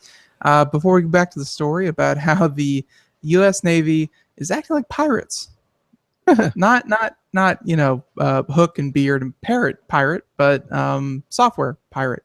But yeah, before we get back to that, it is time to do our social media winner of the week, where we go out to all of our different social media, our Twitter, Facebook, YouTube, followers, what have you, and we pick one lucky person and say, hey, thanks for supporting Computer America. We enjoy that you do that. And for doing that, here's some free swag, because, we here at Computer America get a lot of free swag, and our friends over at Logitech like giving out swag. So, yes, Greg, the winner. Well, actually, this is technically isn't swag, because swag is promotional items only. This is actually an actual product. Well, yeah. It is a mouse, and you can use it as a mouse. But if you don't think that Logitech isn't getting some kind of promotion out of this, of course not. Of course they are. Of course they are. But it's not a product strictly for promotion. It's a product strictly for mouse using. So yes, okay, it is the Logitech M535 Bluetooth wireless mouse, and that winner is Mitch Corcoran. Mitch Corcoran, congratulations. You are this week's winner. Mitch actually listens to us in Charlotte, North Carolina, so not too far away from you. And he wins the Logitech M535 Bluetooth wireless mouse, works on Windows, Mac, Chrome OS, Android. It's valued at $40. And congratulations to you, Mitch Corcoran. You are this week's social media winner. And again, head over to computeramerica.com and get your entry in. Again, you can enter one entry up to 5 different times you can get every single week. 5 times a week you can do that. And it's real simple. All the information is there. Again, it's right there at computeramerica.com under the Interact pull-down menu on the menu bar there. Okay, so you were talking about the U.S. Navy accused of pirating. 600. Yeah, so from what I understand, they paid Bit Management, who is the one, again, who makes the software, the 3D modeling software. They paid them for 38 copies so that they can kind of do a test trial, train their employees, see if this is what they really wanted. And I guess 2 years later, after they were using the initial 38 copies, they wanted they said they wanted more copies, but then they also wanted all the protections on the software unlocked so that the Navy could do what they wanted with it, because it's the Navy, for goodness sakes. They're going to do what they want to do with it. Mm-hmm. Right. So when they took off all the protections, turns out that they didn't exactly do what they wanted with it. Well, they did. They did by installing 560,000 more versions of the program instead of paying Bit Management software. They just took the uncopyright protected software and installed it everywhere. 560,000 times. Wow. Because when you take off all the restrictions, you're just kind of left with free software at that point. So it seems naive of Bit Management software, but when you are in talks with really the largest military body in the world, it's kind of hard to say no. So I understand it from both ways. So they have a quote here saying, quote, "The government knew or should have known that it was required to obtain a license for copying Bit Management software onto each of the devices that had Bit Management software installed. This was the complaint, according to the Register. Quote, "The government nonetheless failed to obtain such licenses." End quote. So why such high damages? Because $600 million, that's nothing to sneeze at. Well, it turns out that one copy of Bit Management software costs a little bit over $1,000. So multiply that by 560,000 different installs. Bing, bang, boom. You're left with $600 million. So the company is also seeking other damages. Quote, "The court deems just and proper for the Navy to admit it violated its copyright." So the Navy hasn't responded. And of course, PC Mag has not gotten a response from this. I think the Navy. They're probably all out to sea and can't respond. Yeah, that's the story. They're on their weekend training route. But Wow. no, this I'll be honest with you, this seems so incredibly naive of bit management software that, yes, software should have value. Even though it's done in a finished product and that kind of thing, you should still have to pay for a license. Just Wait. like, you don't go to iTunes and just take everything for free Are because it's already done. Are you saying bit management software was naive for removing the protection for the Navy, or the Navy was naive? I'm saying that bit management software, the company that is suing the Navy, was naive for unlocking just the 38 programs and giving them the code without any kind of digital rights management or anything like that. Well, how? Just let them install it on anything they ever wanted. But so if they took it off, then how does bit management software know that all those that nearly 560,000? I'm betting that they had keys or they had something like that they could, like a master key that they can input, because to download the software, I doubt the Navy hosted it on their own servers and let the software be downloaded from their own servers, because hey, it's Navy server space. You can't just let that go anywhere. I'm betting they downloaded, the program 560,000 times from the bit management site. That's what I'm betting. Again, I don't have any source for that. Well, we don't know. We don't know if the software allows them to do things in the cloud or something off base. Well, they said they purchased it in 2011, and they asked for more software in 2013. 2013, the cloud existed. I'm almost positive. We don't really know what it does, do we? Well, it's a 3D modeling. Okay. Yeah, it's a 3D modeling software, and again, it's pretty technical. So programs like that, just like AutoCAD, just like Photo, just like the Adobe suite. So it probably called home. It probably called home, and it said, hey, there's another version here, and then they just did the math. And they said, hey, we have another 560,000 versions of this software out that are unauthorized. That's probably how they. Right. Yeah. They didn't pull that number out of anywhere. That's a pretty specific number that they can pull. 560,000 copies. Yeah. But again, I don't know what kind of, like, if I was on the jury and I had to kind of rule on this, I don't know how much of a reimbursement I would, kind of give to bit management software, because like there's definitely the instance that if they had to pay for it, they certainly would not have paid for 560,000 different copies of this program. They installed 560,000 instances of the program because it was essentially free. They had access to it. They could download it. They had an active license. Yeah. They had access to it, so they installed it everywhere. But that's no excuse. That would, under the eyes of the law, that's no excuse. The point is, they did it. They would have purchased it, and saying, "Oh well, we didn't know. We thought it was free." That's no, not even. I didn't know. I thought it was free. It's that they could have, and and it sounds like the government said, take all the protections off so we can do what we want. And then they did what they want. They did what they wanted. They installed it everywhere. Yeah. Well, obviously, I think it's like asking someone to take the the locks out of their car and say, "Hey, take the locks out of your car, and I'm going to use it whenever I want." Mm-hmm. And you say, "Okay, but don't use it too much." And then they go off and do whatever they want with it. They did exactly what they said they were going to do, and you let them.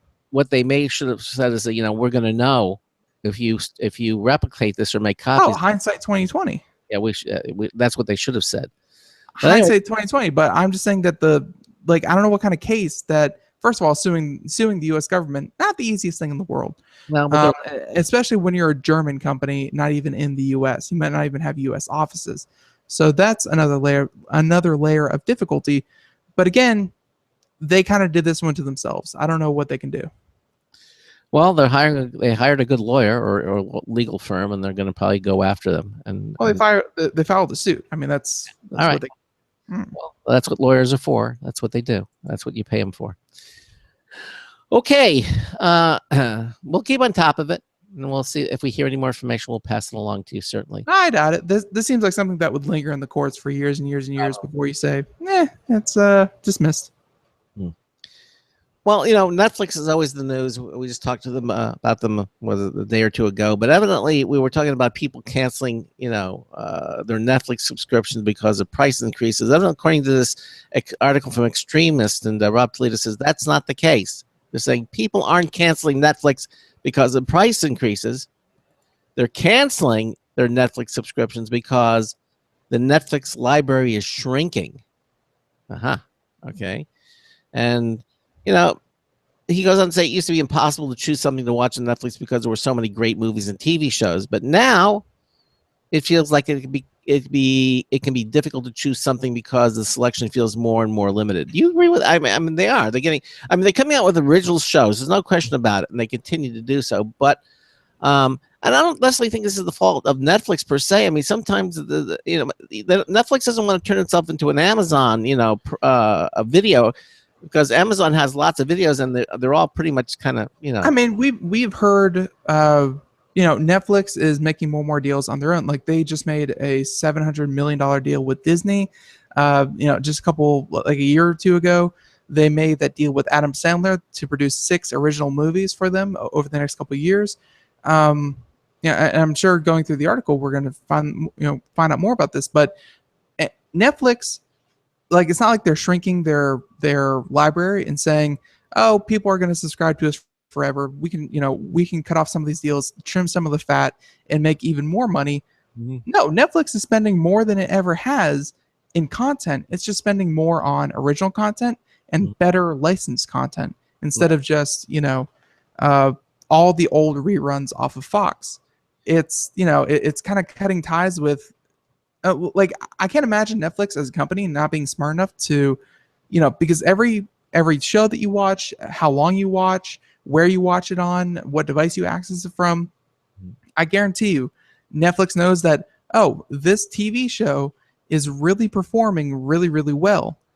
We shouldn't let this fall off. Mm-hmm. Like, I can't imagine Netflix, like, their library is shrinking, but I can only imagine that they're shrinking things that aren't real draws for customers. Mm-hmm. Yeah. So, well, anyway, this article, the columnist says that that the subscriber slowdown has very little to do with the $1 or more a month, but also it has far more to do with the Netflix library drastically shrinking down, over 40% over the past 4 years. That's how much it's gone. And evidently, he's saying this is clearly the reason people are starting to cancel their Netflix accounts. The $1 price increase was merely a check-in for Netflix subscribers, many of whom are now realizing that their Netflix usage is declining both as the Netflix library shrinks, as well as other competitors coming into the marketplace. However, Netflix hasn't been sitting around lightly. They made a big bet on original shows, and to some degree of success, these have been great. But could this big bet not be delivering enough quantity to keep users happy? Okay. A lot of Netflix subscribers comment on the quality of the Netflix library, and the top 10% of the content is unarguably fantastic. But there is a lot of junk at the bottom with even more mediocrity in the middle. Okay. Now he goes on to say, we struggle to believe that spending $90 million on Will Smith movies is sustainable or the right strategy for the streaming service, for Netflix. Certainly, despite having total ownership over this content, that money could easily be spent elsewhere. As a benchmark, Hulu paid $180 million for the rights to stream Seinfeld, likely one of the most expensive television shows for 5 years. He says, we'd much rather have half of the Seinfeld catalog than one movie when it comes to paying for a streaming subscription. See, and that's the part that doesn't make sense to me, is that Hulu is owned by huge media conglomerates. Like they make very, very easy deals with televisions because they get their ad revenue. They're owned by the same CBS, kind of mega corporation. So they can, kind of make deals with themselves. It's all pretty vertical over at Hulu. Netflix, if they're suffering from some kind of content shrinkage, it's because more and more streaming services are asking for exclusivity, and they're trying to make their best library and starve Netflix at the same time. I think Netflix would love to have Seinfeld on their service, but they made a deal with Hulu and not with Netflix. Right. You know, I'm sure Netflix is incredibly, vigilant and knows that, hey, if we could have had Seinfeld for $180 million, I guarantee you they would have jumped at the chance. They just didn't have it. The entire Transformers lineup is currently on Amazon. It's not with Netflix. These other services are spending a lot of money, a lot of money, maybe even more money than Netflix is willing to shell out for these, in trying to stand out from Netflix and show that, hey, we're better than Netflix because we have Transformers, because we have Seinfeld, because we have this or that. Netflix would love to have all this different content. It's just they can't stretch themselves in all the different directions with all these different streaming services.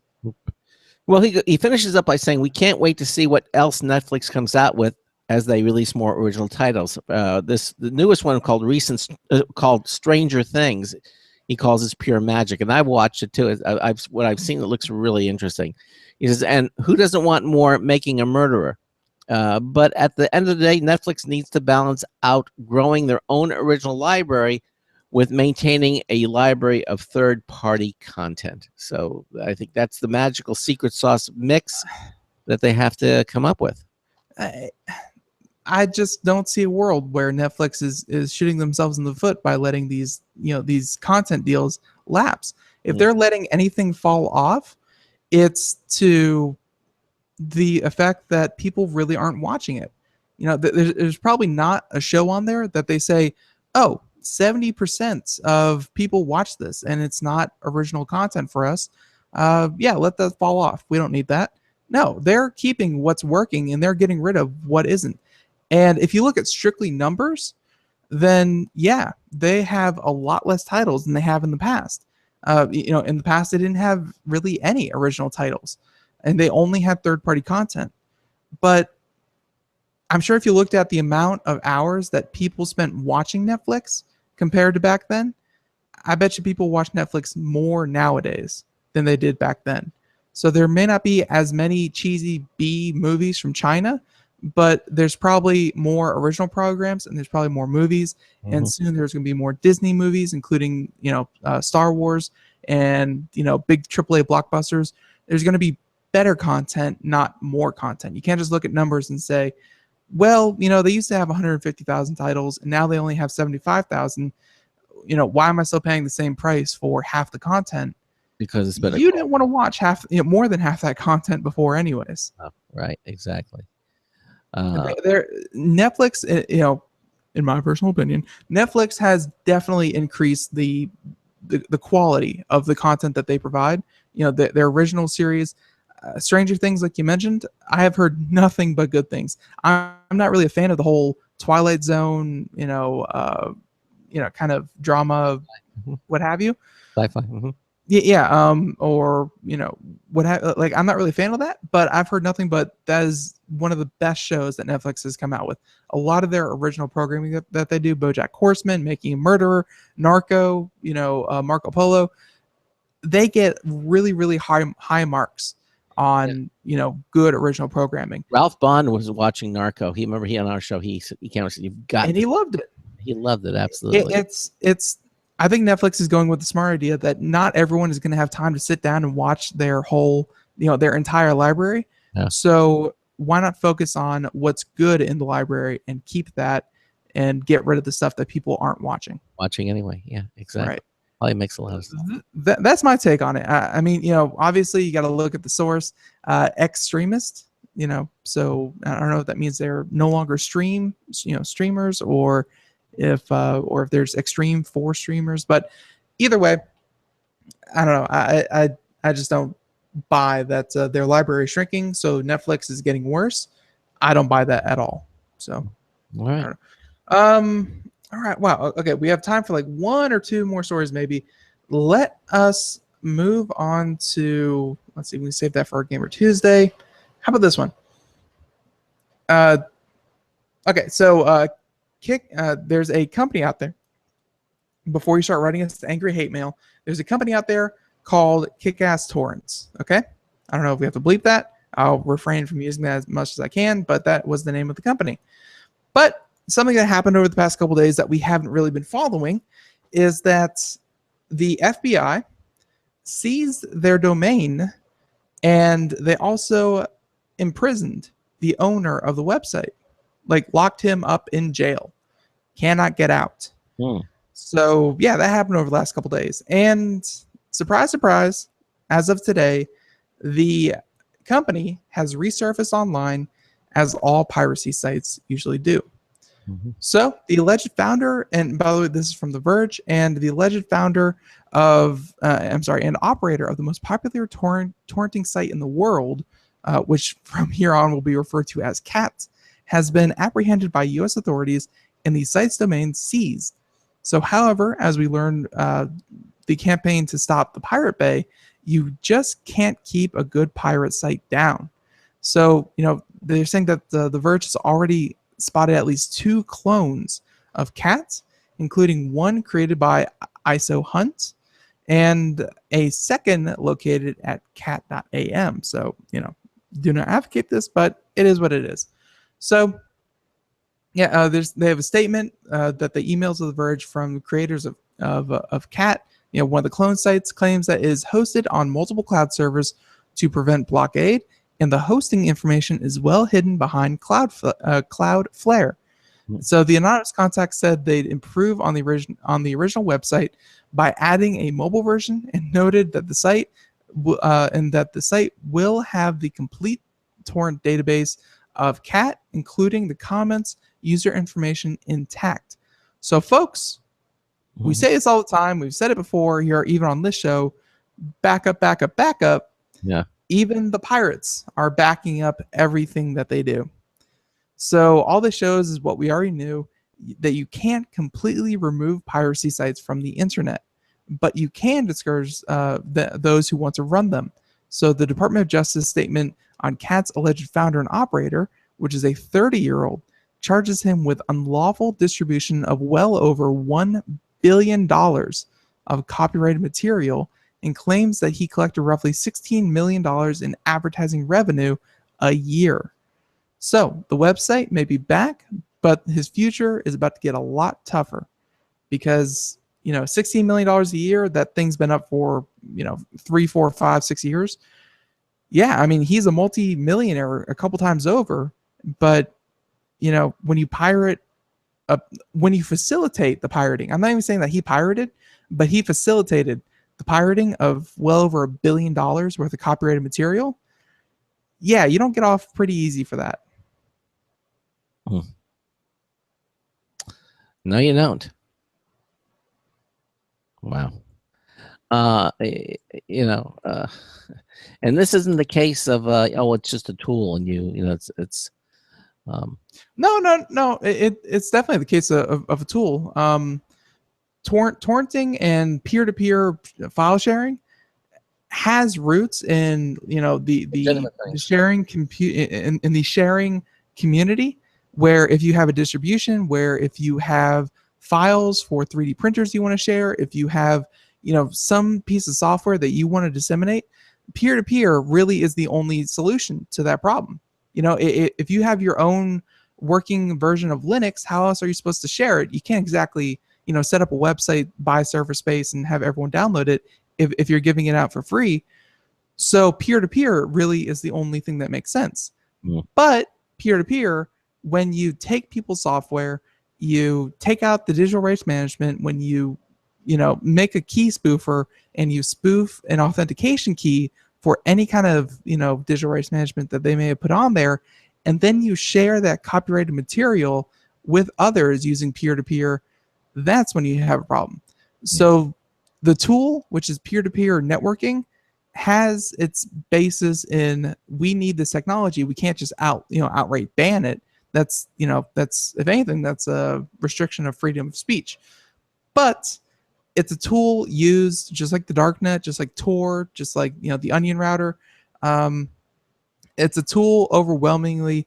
If criminals were going to use something, it's going to be peer-to-peer networking. Yeah, it looks that way. And like you can't just outlaw the act, No. but you can definitely prosecute on the uses of Right. what they did.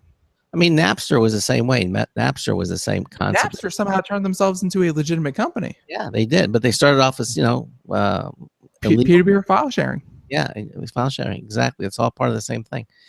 Hey, that about wraps up the show. We're pretty much out of time, and again, I want to thank our first hour guest from MacCase, 90 seconds. Michael Santoro, who was with us. And again, you can catch that at computeramerica.com if you missed it. Coming up on Monday, we're going to have Epson on the first hour. We're going to have Brian Balthazar, who is the product manager consumer. We're going to talk about the Epson EcoTank printers. This is a printer. It's a scanner, copier. It sits in your desk, little thing. It has enough ink in it to last you over 2 years. 2 years! 60 With seconds. just wind fill. It's just incredible technology. We're going to be talking to them in the first hour. And then the second hour, yes, computer and technology news brought to you by Slimware Utilities, the official optimization software of Computer America. Hey, everybody, have a great weekend. There's some good movies out there. And catch one. Or go out and play Pokemon Go. What can I say? I was about to say, that's what you should catch. Maybe that. So that wraps it up. So listen, have a great weekend. And Ben and I will see you on Monday, same time, same place. So until Monday afternoon, this is Craig Crossman, hoping that your hard disk never becomes floppy. We'll see you Monday. Have a good one, everyone. Woohoo! 10 seconds. Bye-bye.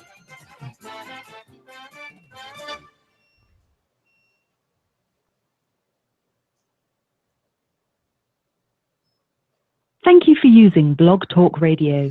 Goodbye. Okay, everybody, again, thanks so much for watching our live video stream. And what is that, sand? Looks like that. Yeah, I was going to mention that. Craig, do you know what that is? No, what is that? That is, I don't want to say that's Olympus Mons, but this was a picture taken by Mars rover, I want to say Curiosity. Oh. And the picture is actually, like, the reason it's my background is because I have 3 monitors, and the picture is actually like 10,000 pixels wide by like 18 by like 1080 wide. So like it was perfect for multi-monitor setups.